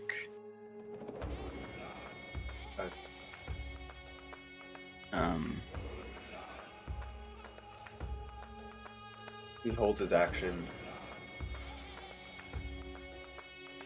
It's the stranger's turn. They look at you. And Havoc, make your final... Watch this right now. Oh, whoops. I just put my hand on my desktop mouse. For everyone to know, yeah. I used my laptop to play Roll 20. Yeah. Oh! Damn. Yikes. And I gave you another chance, though. Yeah, it's more chances. Yeah. Get that nat 1, or that nat 20. He, That one would be... you. Nat 1 would be very bad right now. Not really, though. You're just unconscious. Look at you, shackled by your own self-doubt and fear. If only you could just embrace your true power, but you chose to be a mere plaything. And it's going to spin and turn as it is just going to swing twice with the glaive. Start swinging out in your direction and then turns back and hits Fenris. It's a 26 to hit him. Yikes, that hits. And then a crit. Yikes, that hits. I need Benders to make a con save. Okay. 11. Chicken killed dog in the first episode. 11. How dare you? That's going to be 24 damage, Okay. and Benders is stunned. And that second attack will knock him unconscious.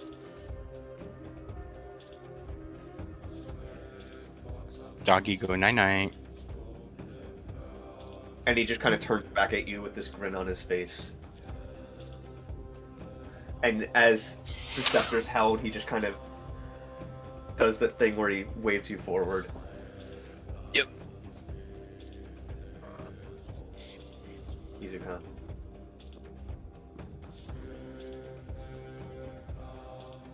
Okay. Izukan seeing Doggy go down tries part 2.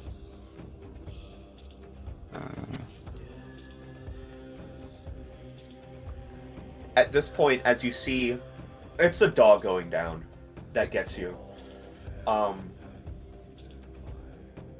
Izukan grows larger. The fury from within gets more potent. I want you to heal yourself to full. And then, in addition to your 7 temp, give yourself another 30. So 37? Yep. And then give yourself extra attack. Okay, so that'd turn into 4 attacks a turn? The way claws work is every Yes. time I take an attack, I take an additional Attack. attack. No, attack action. Attack action. Okay, and 3 per turn. Okay. Alright. First attack. 20? That? Maybe I should check. Yeah, that'll hit. 12 slashing? Okay. Yeah, you cut through him. Just kind of slicing a little bit of his shoulder. Second attack. 21. That'll hit. 9 slashing? Again, And then- he's kind of turning and you're slicing a little bit at his shoulders, but not doing any massive blow to him.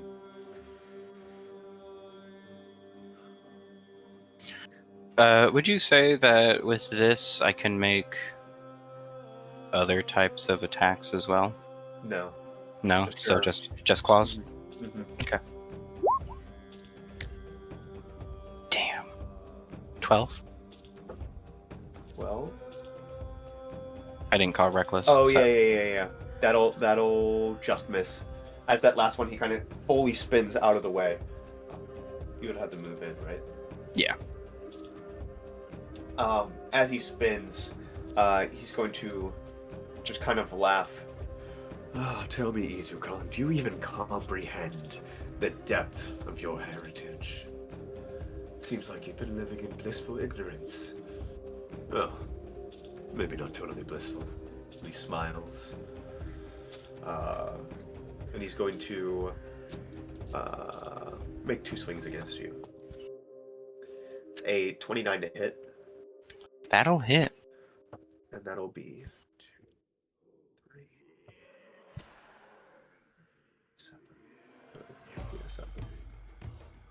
7. 20 cold damage. And make a con save.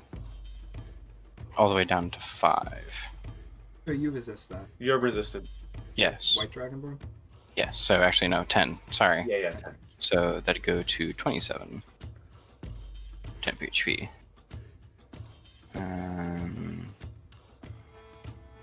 you said con save? Uh-huh. 24. You're good. You can feel the cold kind of move through you, freezing your bones. And then a 25 to hit. That'll hit.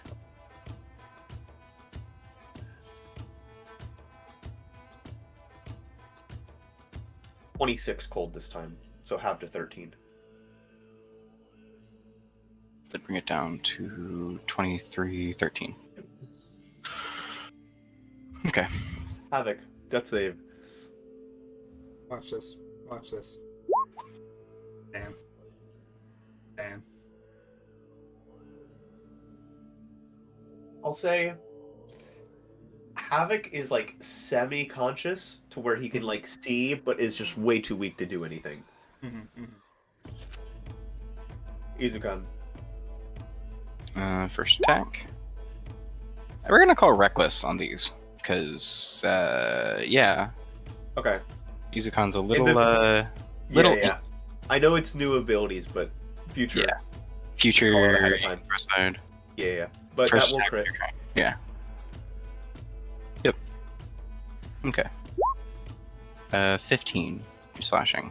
All right.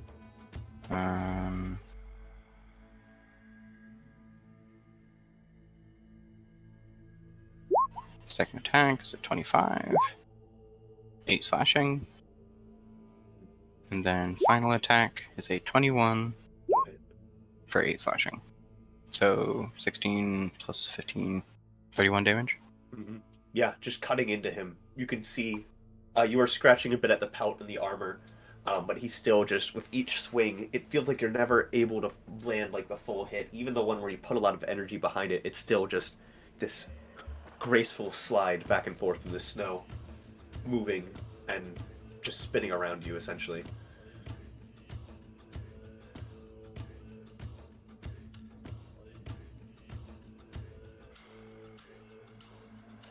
They are going to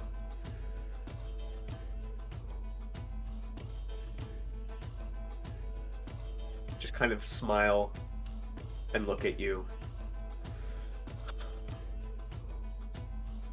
At least you're making things a little bit more fun this time. It's gonna be a crit. 8.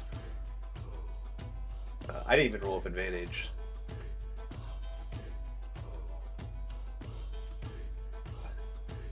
Six. I'm rolling low though.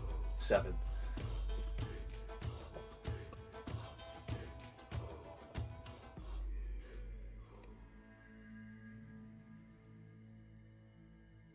$30 cold. Yikes. After 15. That's 0. And we're up to 33 hit points. And then the second attack. So 31. That'll hit. 6, 10, 15, 23 cold. 23 cold, half to 11. And make So those 2 con like saves. Con save 18 and 14. 14. That second one, it hits, and you can feel your entire body grow cold and numb. And as you try to move, you feel yourself unable to. The figure just kind of walks around you. Izukan.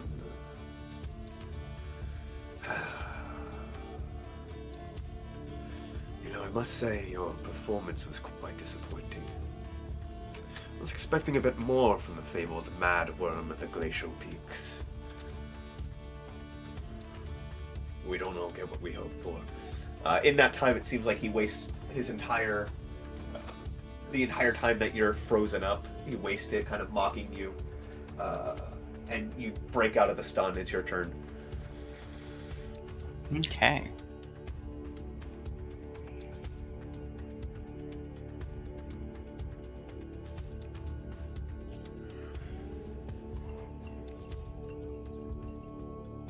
Okay. First attack. 25. That'll hit. Not reckless. 12 slashing. Second attack. 14. Matches. 11 slashing. Third attack. Crit. Yeah. 11 slashing. Kind of cutting into him more. He kind of spins away again. Tell me, did I get the wrong person?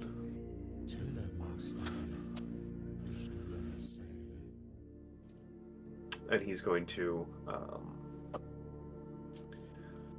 it's a nat 1 for the first attack. Second attack is an 18 to hit. That'll hit.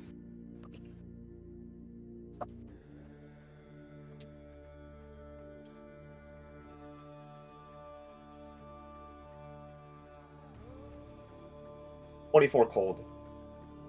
Have to 12, so 10 HP. You feel the glaive stabbed into your shoulder, completely like going through, as you are bloodied, and you can feel him begin to start lifting you up off the ground. It's your turn. Constitution save? Yeah. Make one con. 17. You're good. Okay.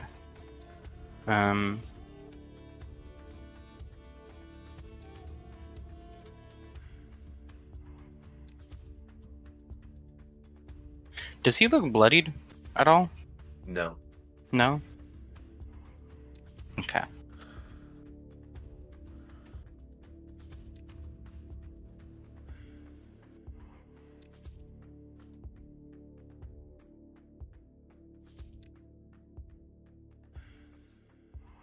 Okay. First attack. 18. Not reckless. That'll hit.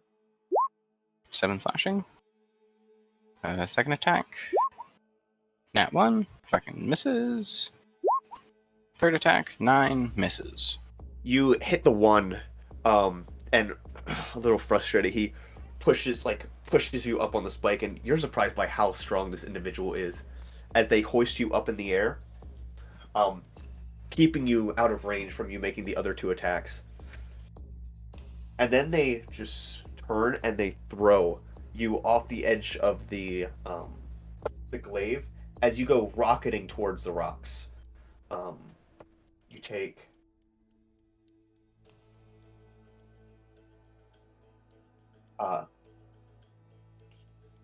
10 bludgeoning damage as you slam into the rocks here. Okay. 5 HP. And you're prone as he just kind of begins walking towards you. Havoc, you feel him kind of kick your leg as you're kind of laying there, head in the snow, just dazed. And as he approaches, I don't know what I hate more. Traveling all the way here to discover I found the wrong person, or to discover that the one I sought was not even worth the fret and the journey to begin with. And he kind of walks over. Izukan.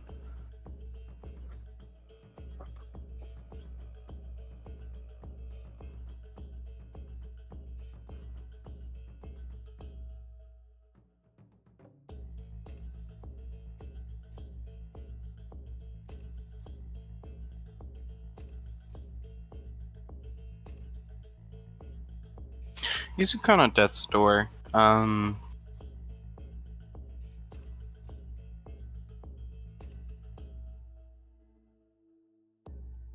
Izukan knows that this isn't the depth of what he's able to do, but he's scared to dive any deeper.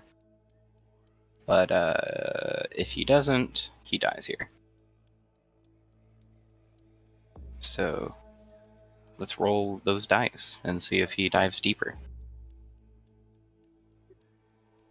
Izukan's sitting there looking at this individual.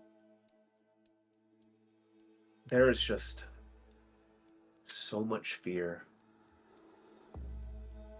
from yourself, and then also whatever this person is also terrifying.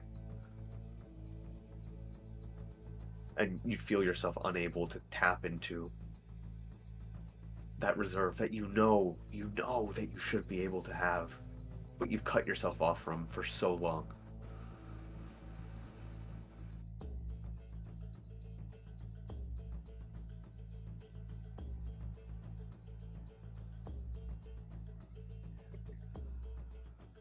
What do you do? Thinking back to the last time that Izukan actually delved into that reserve of power, did he go unconscious first? During the incident? He doesn't That- remember. He doesn't remember? Okay. So much of that's fuzzy. Okay.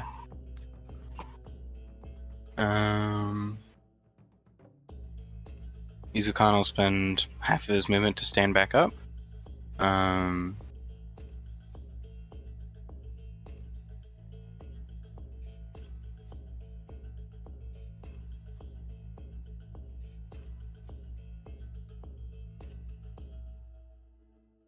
He kind of leans himself up against the rock for a second.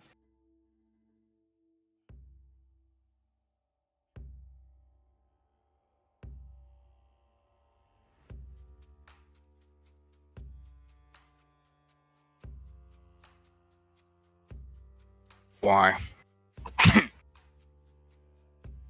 Why what? Why you? Why? Why now? Why me? Why?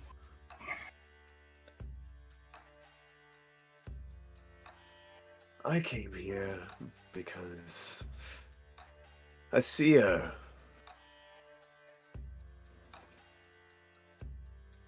made me aware of you.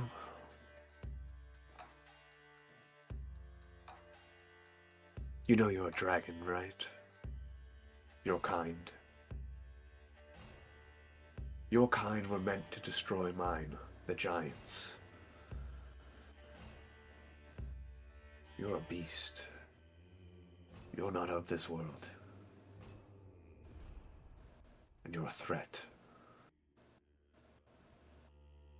But I see I was wrong. Wasn't worth the travel from Jotunheim.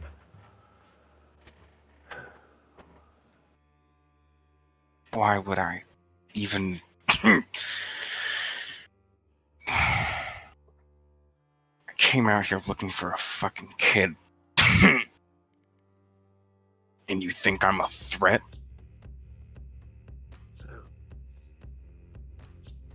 I don't know you.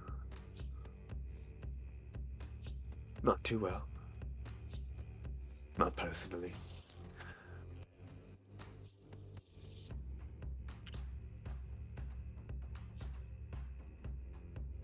But I know that you're a beast. And that to control a beast, you need to do one of two things. Make it submit, or end it.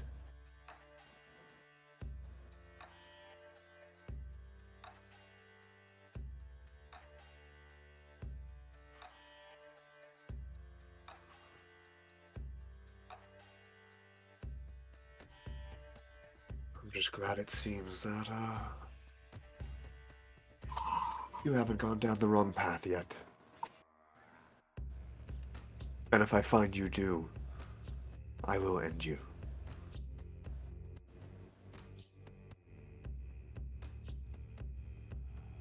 Stay away from her.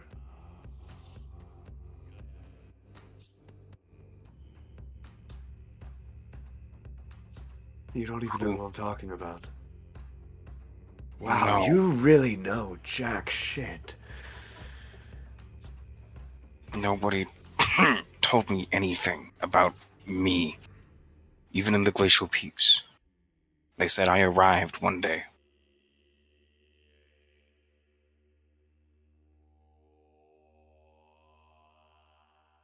I know I look different, but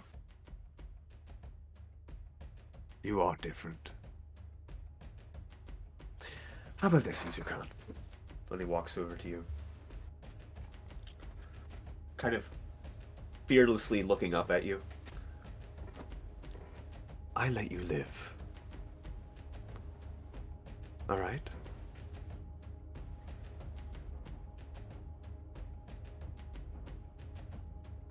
And if you ever become a threat to the giants, I will find everyone you love and tear them apart in front of your face. Do you understand me?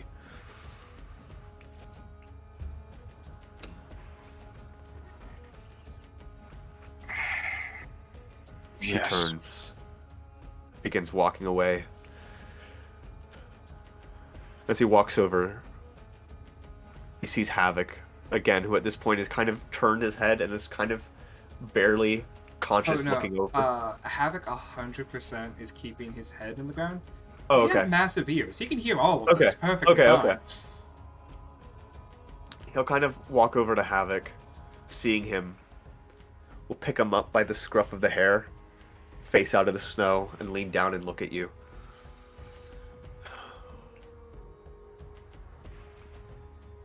Havoc. I think the name suits you well. I see a future in which you wreak havoc on your own dreams, your own potential. Quite tragic. As Havoc's eyes kind of like really open to like see this man, I think Havoc doesn't give a verbal response. I don't think he has enough physical energy to. He just coughs blood onto this man's face.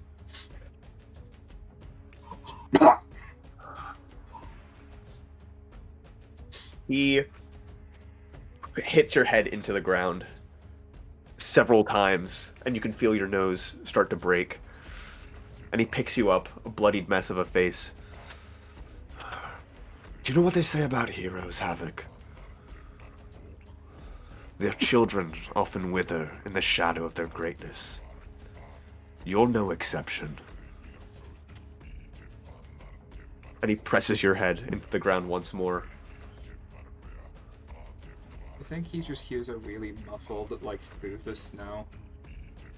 You got a lot of quotes, don't you?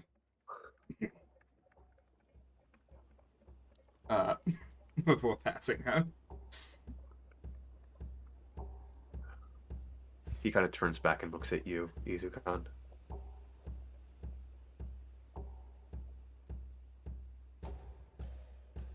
And then turns back, and you watch as he transforms into...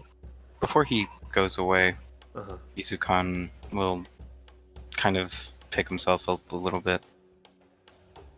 Was that dull a premonition?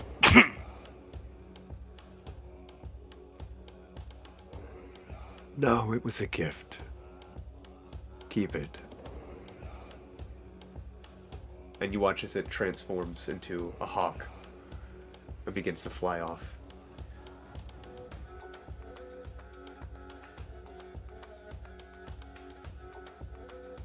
Oh, how am I gonna explain this? God. And that's where we're going to take a 15-minute break. God damn. Did you wanna give Yeah. your little spiel real quick? Again, if anyone here wants to do something during the break, we've got our brunch breaks, which are designed for this. We're going to try to have another one out next week, so there's a different one for the next session. But yeah, we'll be back in 15. We'll see you then. Peace.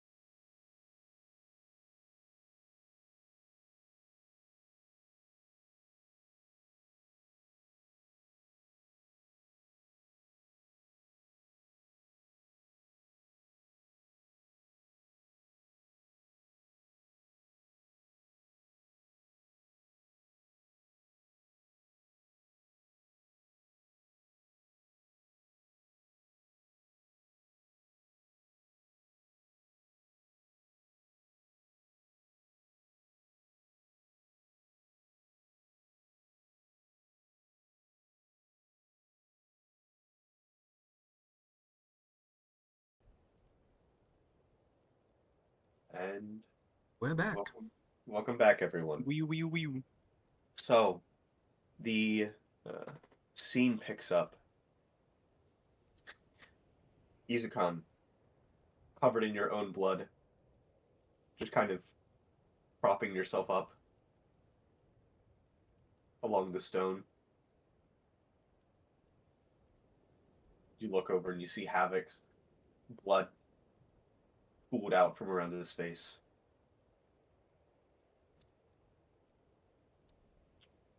I think the most alarming thing about it is that you see the edges of the blood are like starting to freeze. Oh, jeez.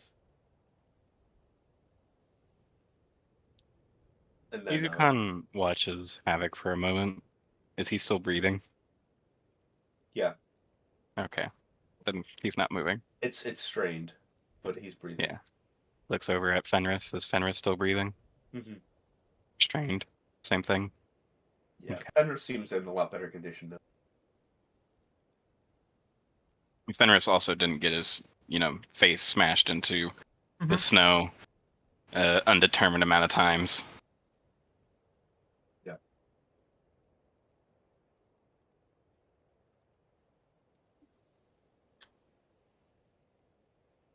Izukan's just gonna kind of stay there until Fenris gets up, finally. And then we'll kind of pick up Havoc, throw Havoc over Fenris, and begin the very, very long and painful trek back to I mean, Fenris is still unconscious. once Fenris wakes up. Yeah, I'll say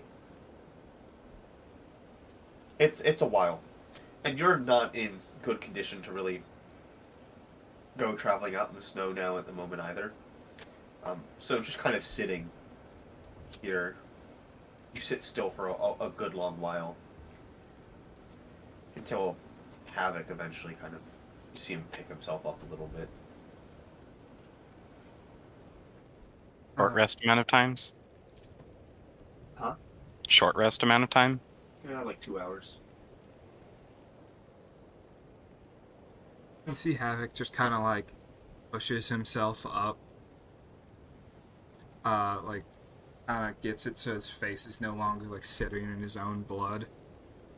Then proceeds to flop himself over so his face is pointing upward, and then goes back to sleep for like another like 15 minutes. Okay. Then I'm gonna roll hit die. Okay. 14, so I'm 19. Yeah, we'll go with one hit die. Just to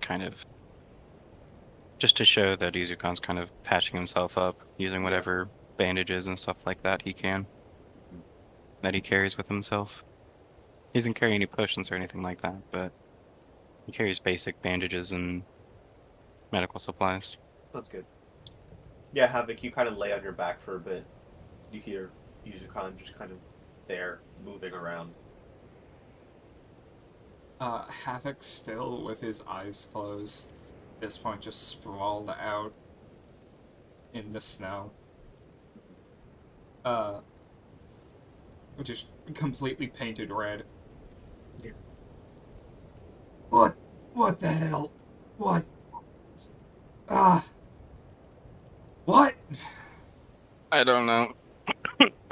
Oh god. Really, because I feel like you should know. That's the worst part. I don't. Like, that guy seemed intimately familiar that he knew you. Yeah, which is the weirdest part, because I don't know him. Oh god. Also, was that guy playing a child for, like, pretty long period of time in the not the what are they In called? the orphanage? Yeah. I don't know. It's like, they put up like a missing poster for him. Set you out here. That's gotta be like, it's not like you had to have been there for some time. Yeah, he did. Like, You have a kid go missing who's only been there one day. They're just like, ah, shit. Here we go. I mean, people were worried about him. That means they had to have, like, known him, right? At least a little bit. He's a long con to just, like, beat you up. Yeah, I know. Everything hurts. Oh, God. You see Havoc kind of, like, places his hands on his nose. And you see, lightly, like, this kind of low orange light as you hear, like, his nose snap back into place. Havoc just, like, uses some healing words / healing spells to just, like, heal his face. Okay. As you're doing that, you hear Izukan rip something off, tie something up, and then you get beamed by a set of bandages. And... Ow. It's just like linen cloth meant to staunch bleeding. Yeah, you've got a pretty big wound, like, in your Yeah, stomach from the Havoc just melee. looks down at his stomach and sees a hole and says, "Oh, that's bad. That's like my tummy." Oh. Okay, but like, why though? You don't know, something about me and my heritage and what I'm supposed to be. I don't know. You know, I always thought you were like fancy dragonborn. You know, the whole 6 eyes and all that. I always knew I was weird, but I didn't know I had some sort of like, oh God, everything hurts. You know, why do the giants hate you though? I mean, they hate all dragons.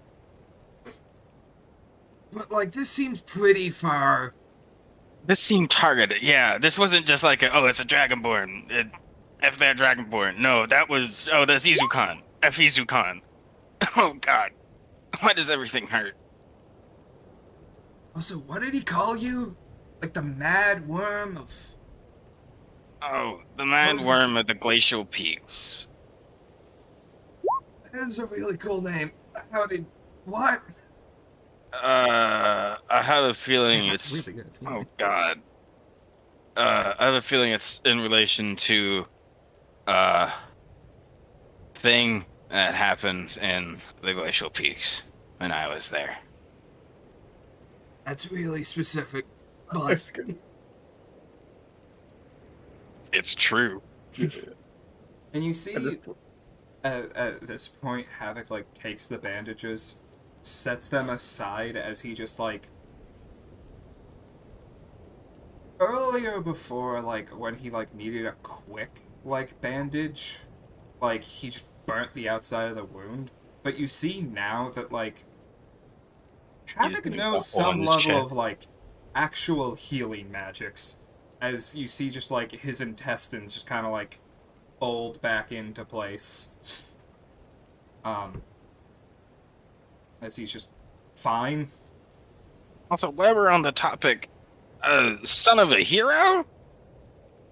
Don't. How about this? You don't look into it. Definitely my dad. I won't look into it. You know, I'd say that's fair, but We did get jumped. We did get jumped because of me. Okay, that's fair. Okay. Like, I know why I'd get jumped by my past. Normally that'd be like guards or something. I don't know why I'd get jumped by my past. Like, did you do something?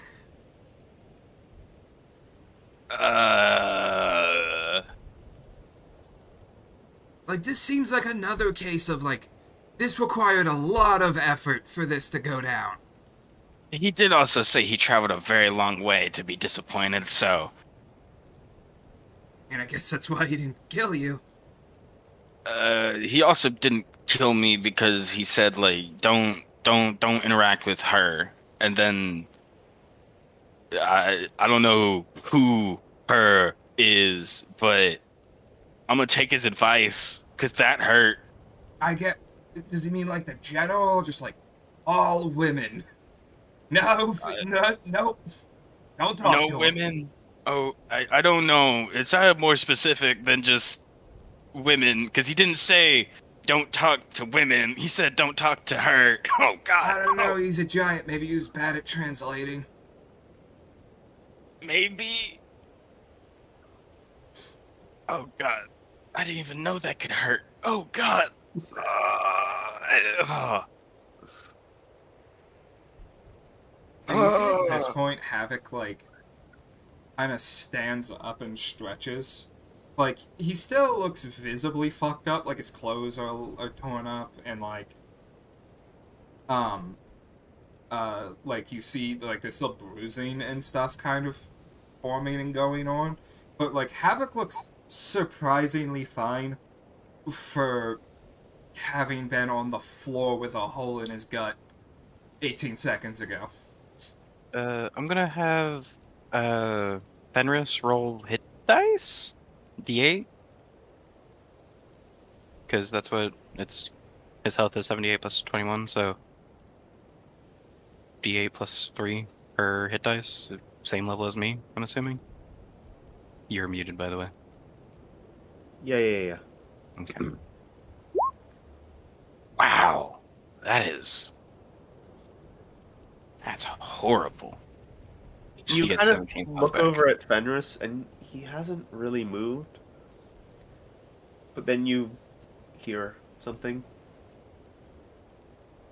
and you kind of peer over and take a deeper look, and he's kind of hiding, and he's just going to town on some saber-toothed tiger. Oh, Save all those some. corpses are still there? Mm-hmm. Nice. Okay. He could have that, buddy. Oh God. You see, Havoc walks up to, like the, I almost said mammo swine. Mammoth. To the mammoth Mammoth? meat. So the mammoth would have shrunk back down to him, Yeah. but it blew up the winter wolf, and the polar bear turned into the yeti, turned into the winter wolf. Polar bear? There was a polar bear. Remember? It went saber-tooth, No, polar bear. No. Havoc's looking for polar bear. Okay. Well, polar bear not here. I guess I'll settle for wolf meat. You think this is actually like real wolf, or is this I don't know. giant? Does it count as cannibalism? I'm not a giant. No? Okay. And you see, without a second thoughts, like, lights his thumb and starts roasting. Great.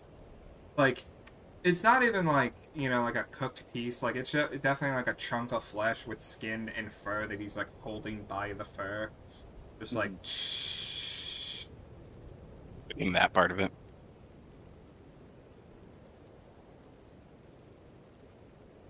But, like, you didn't do anything specific to piss off the giants. You see Izukan in deep thought for a second. Like he's legitimately trying to think of something. Besides being Dragonborn? No. Okay. Hey, just a small question. Like, so like, after I got knocked over, you know, the hole in the stomach, right? You kinda got pretty big. Yeah, I know. Is that like a thing you do? It's a thing I don't like doing.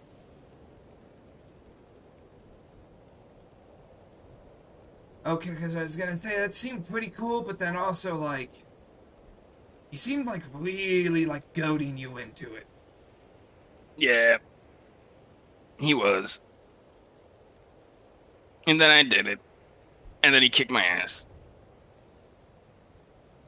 Well, and you see Havoc, kind of like takes a bite of the Winter Wolf and goes, this is just not good. Tosses it down. Walks over to the what barely remains of the saber-toothed tiger head. Summons his sword, cuts it off. There's still like child blood around the mouth, right? Or what we thought was child blood. Yeah. Now there's just a lot of its own blood. Yeah. Haverk will pick up like the two halves of the head. Kind of push them together. Well, Proof. Got it. I was just gonna say you could just say the kid got ate by this and we killed it. Yep. Don't need to say anything more. That works. Oh god. Um, See Izukan get up and he starts to stretch and you just see something go. His blood starts spurting out of somewhere. He's like, oh god. oh, here you go, buddy. Just, you feel Thank you. just like a singe. Thank you. Oh, yeah, no. Oh yeah, no, it does not feel good. No, but it feels better than waiting out. Mhm. Oh. We've really got our asses handed. So we're gonna not... How do we make this story sound like we're cool, though? Because like, We if killed a come back, saber-tooth. I feel like that's not much of an accomplishment. Bring back some of the winter wolf pelt. Okay, maybe they were fighting over his body. Yeah, that's the story. I don't know. We're gonna go with the story of the saber-tooth killed it. It, him, thing? I don't know anymore. The boy. The child. Yeah, we're gonna go with the story of the saber-tooth killed it. Then I ran into you out here getting chased by a mammoth because you did something stupid. Mm-hmm. Because we're gonna have to explain that hole in your stomach and the hole in mine. I was gonna say, yeah, we just say Mammoth did it. Well, and I kind of point to the giant, like, obvious singe mark where the face was initially cut in half. How do we explain that? I was here when we fought the tiger, it's fine. And then a mammoth showed up because of the sound. There we go. Yeah. Oh god, everything hurts. I'm gonna look at the lantern. How much time do I have left? It looks like you've gone through 24 hours, but you were indoors a bit, so you've got maybe like another 20. Okay. Okay. Actually, it's later in the day, so probably like 18 hours. Okay. Ah, I can make it back to town before then, though. You could. You could also rest more if you wanted. So you've got time to give. we get Okay. back to the town. The guards are going to try and capture me though. Go at nightfall. Um,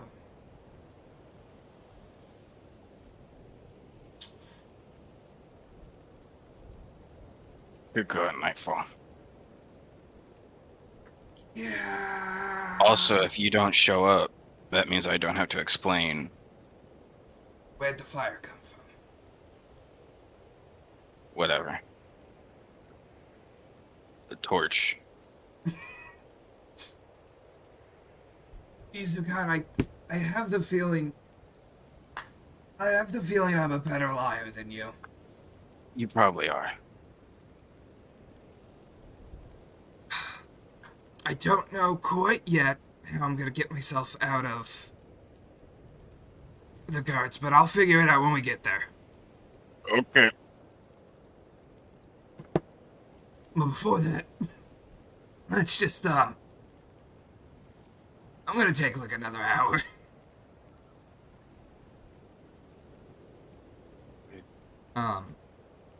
You Yeah. rest a little more.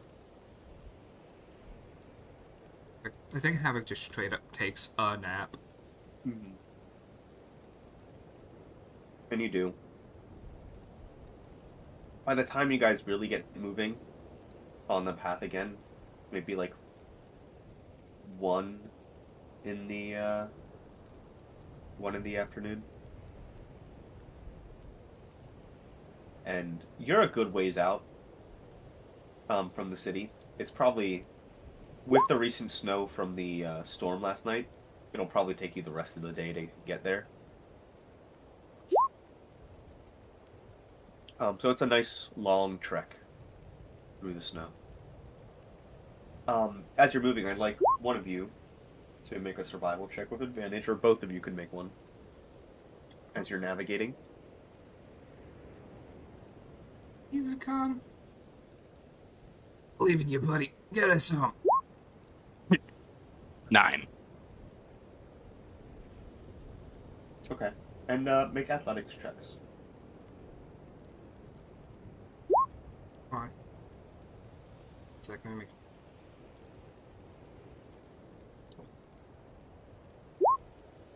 Okay. Wow. That's surprising. And Fenris does well as well. You guys have no issue pushing through the snow. But the issue becomes navigation. The entire terrain, layout of everything looks different from when you came out here yesterday. So it's significantly harder at Izukan for you to make your way back. And Havoc, when you came out in the snow, it was night, so you could barely see a thing. Mm-hmm. Takes you a while, but you eventually get out to where you can see the edges of the city once more. But at this point in time, the sun is setting quickly. Okay. I'll keep my head down. If we get stopped by the frostbands, we get stopped by the frostbands. Let's just try and make the frozen isle first. Yeah, we can do that.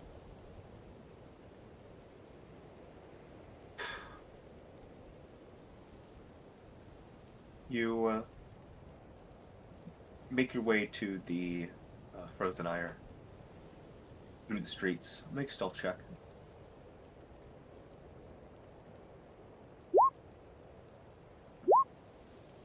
Okay, pretty good. You stay out of sight.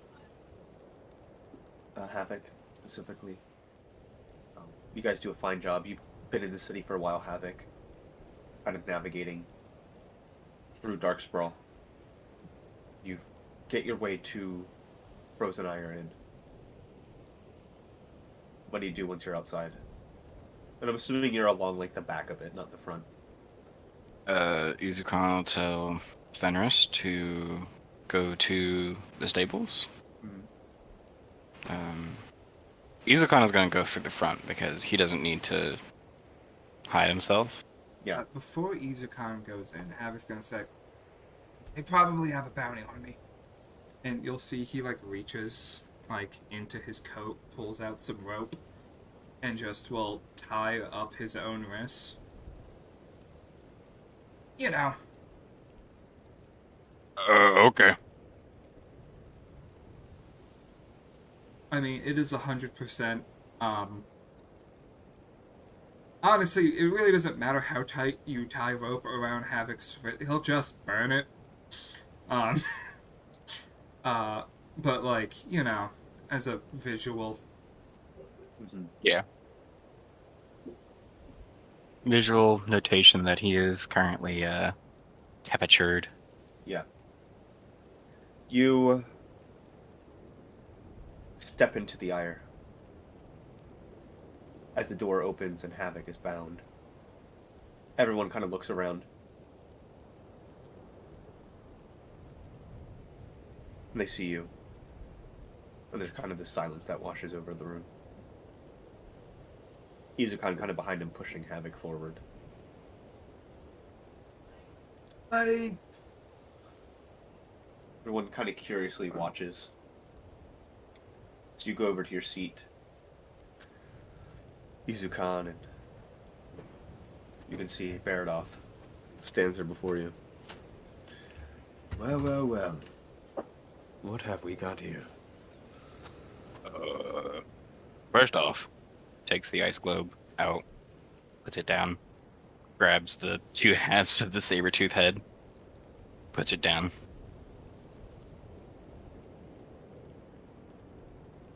What happened?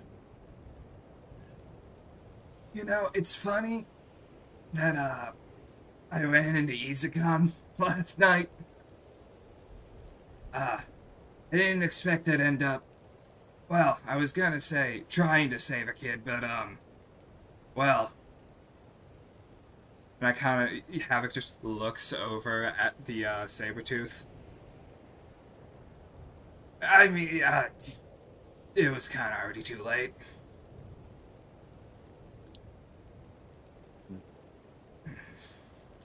I see. How about the, Izukan, take your prize in the back with me. Okay. And he kind of steps out from behind the bar table and leads you into a back room, down a hall. And as he ushers you in and closes the door behind you all, you know I'm not dumb, right? Yes, Izukan, you've been out in the snow. correct. You shouldn't have known Havoc was wanted. He told me he would be. Yeah. I mean, if I was gonna come back, might as well get my butt a bounty. And I slap his back. It was also because I needed help confirming that that happened. Pointing at the saber-tooth head and the very obvious singe marks. So the kid's dead? Yes. Yep.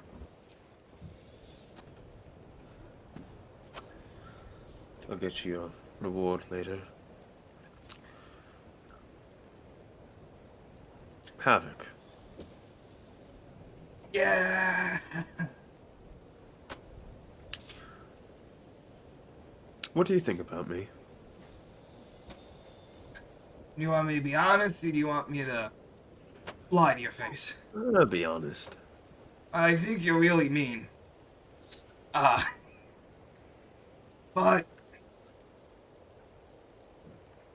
And you see Havoc kind of looks down. I think you do a lot for this city.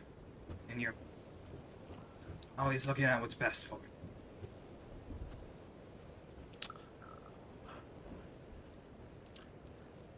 Havoc, I think you are a decent person. I hear good things about you. You see this look of like, ah! Havoc, half the reason I send you on the streets to remove snow, not just because you're good at it, but because you bring joy to the city and to those in it. You're a warm, friendly face that many get excited to see, get excited to speak with. And that's not something we get a lot around here. We got a lot of cold, cunning, quiet types like your big friend over here. They don't So- help bring a city together. While this speech is going on, Havoc has just undone the ropes. Yeah. And like put them back in his own pocket. Mhm.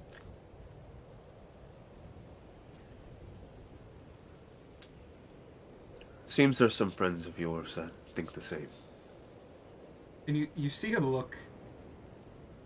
I think of.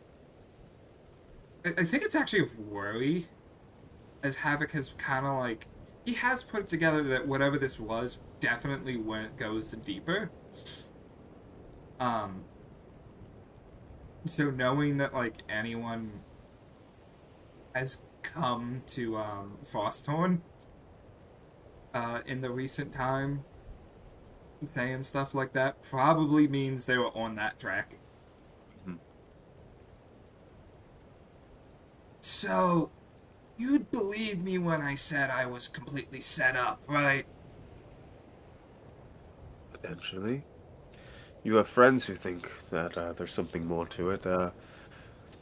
Orange haired and a fawn girl. Doing a burn wave. Yeah. I think that was their names. I don't remember if they said it. Okay. So, like, because I 100% was set. I mean, I will say, I did run, and I did break 2 school windows, but that first one wasn't me. Well, you're lucky they didn't leave too long ago. Maybe 10, 15 minutes. Oh, If you really think there's more to it. I think I overheard they were going to the old observatory. Havoc would know that's in a shitty part of town. Yeah. Kyle looks over to Izukan. It's not good for a place like them. Go kids. School kids. I don't care.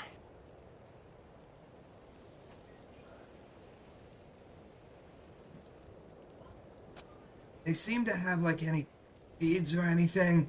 Because I 100% think somebody wanted to do something in this city. And they wanted people to not be looking at it. Can't really say for certain. Just that they believed your innocence. There was someone else behind everything. You see, So- kind of like, at this point, Havoc drops the worried expression for a second. As, like, he kind of does think of, like, aw, there actually are people who, like, think I'm innocent. Nice.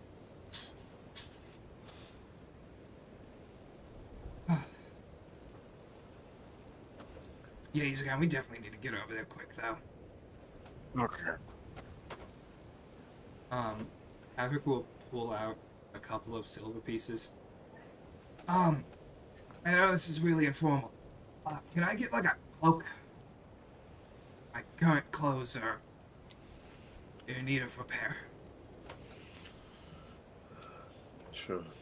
He just takes the one off of his own shoulders, which is a bit too big for you, Mm-hmm. and he just hands it. Keep your change. Okay. Thanks. You see Havoc kind of puts it on. Looks like a kid wearing their dad's suit. Yeah. Puts up the hood. It's This uneven. Goliath is like about Izukan's height as Izukan's hunched over. Yeah, and Havoc's like 5'9", 5'10". Yeah.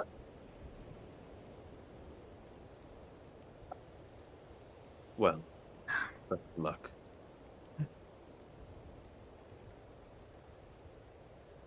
And if I do get caught, I wasn't here. No, you were here, but you broke out the back. And punched me in the face. Which I wasn't expecting. You see Havoc just knocks him in the jaw. Yeah, he. It does 0 damage because Havoc's unarmed strikes. Yeah. Weak. And then I yelled quite loud, frustrated, as Havoc bolted out the door and Izukan ran after him. And Havoc's already running. 1,000.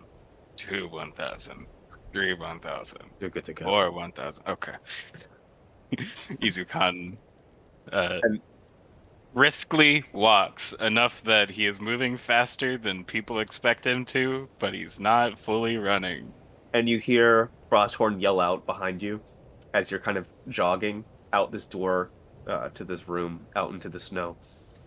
And as you quickly rush your way towards the observatory, that's where we're going to call the end of today's session. Woo! And So- ended on a nice note after Yeah. getting after our the chaos. absolutely getting rocked. Yeah. Yeah. So join us next week, May 27th, 10:30 a.m. We're going to have finally all the characters in one place. We're going to have session 2. Session 2. So yeah, we'd really love for you to join us there, and we hope you have a wonderful rest of your day. Bye, everyone. Bye.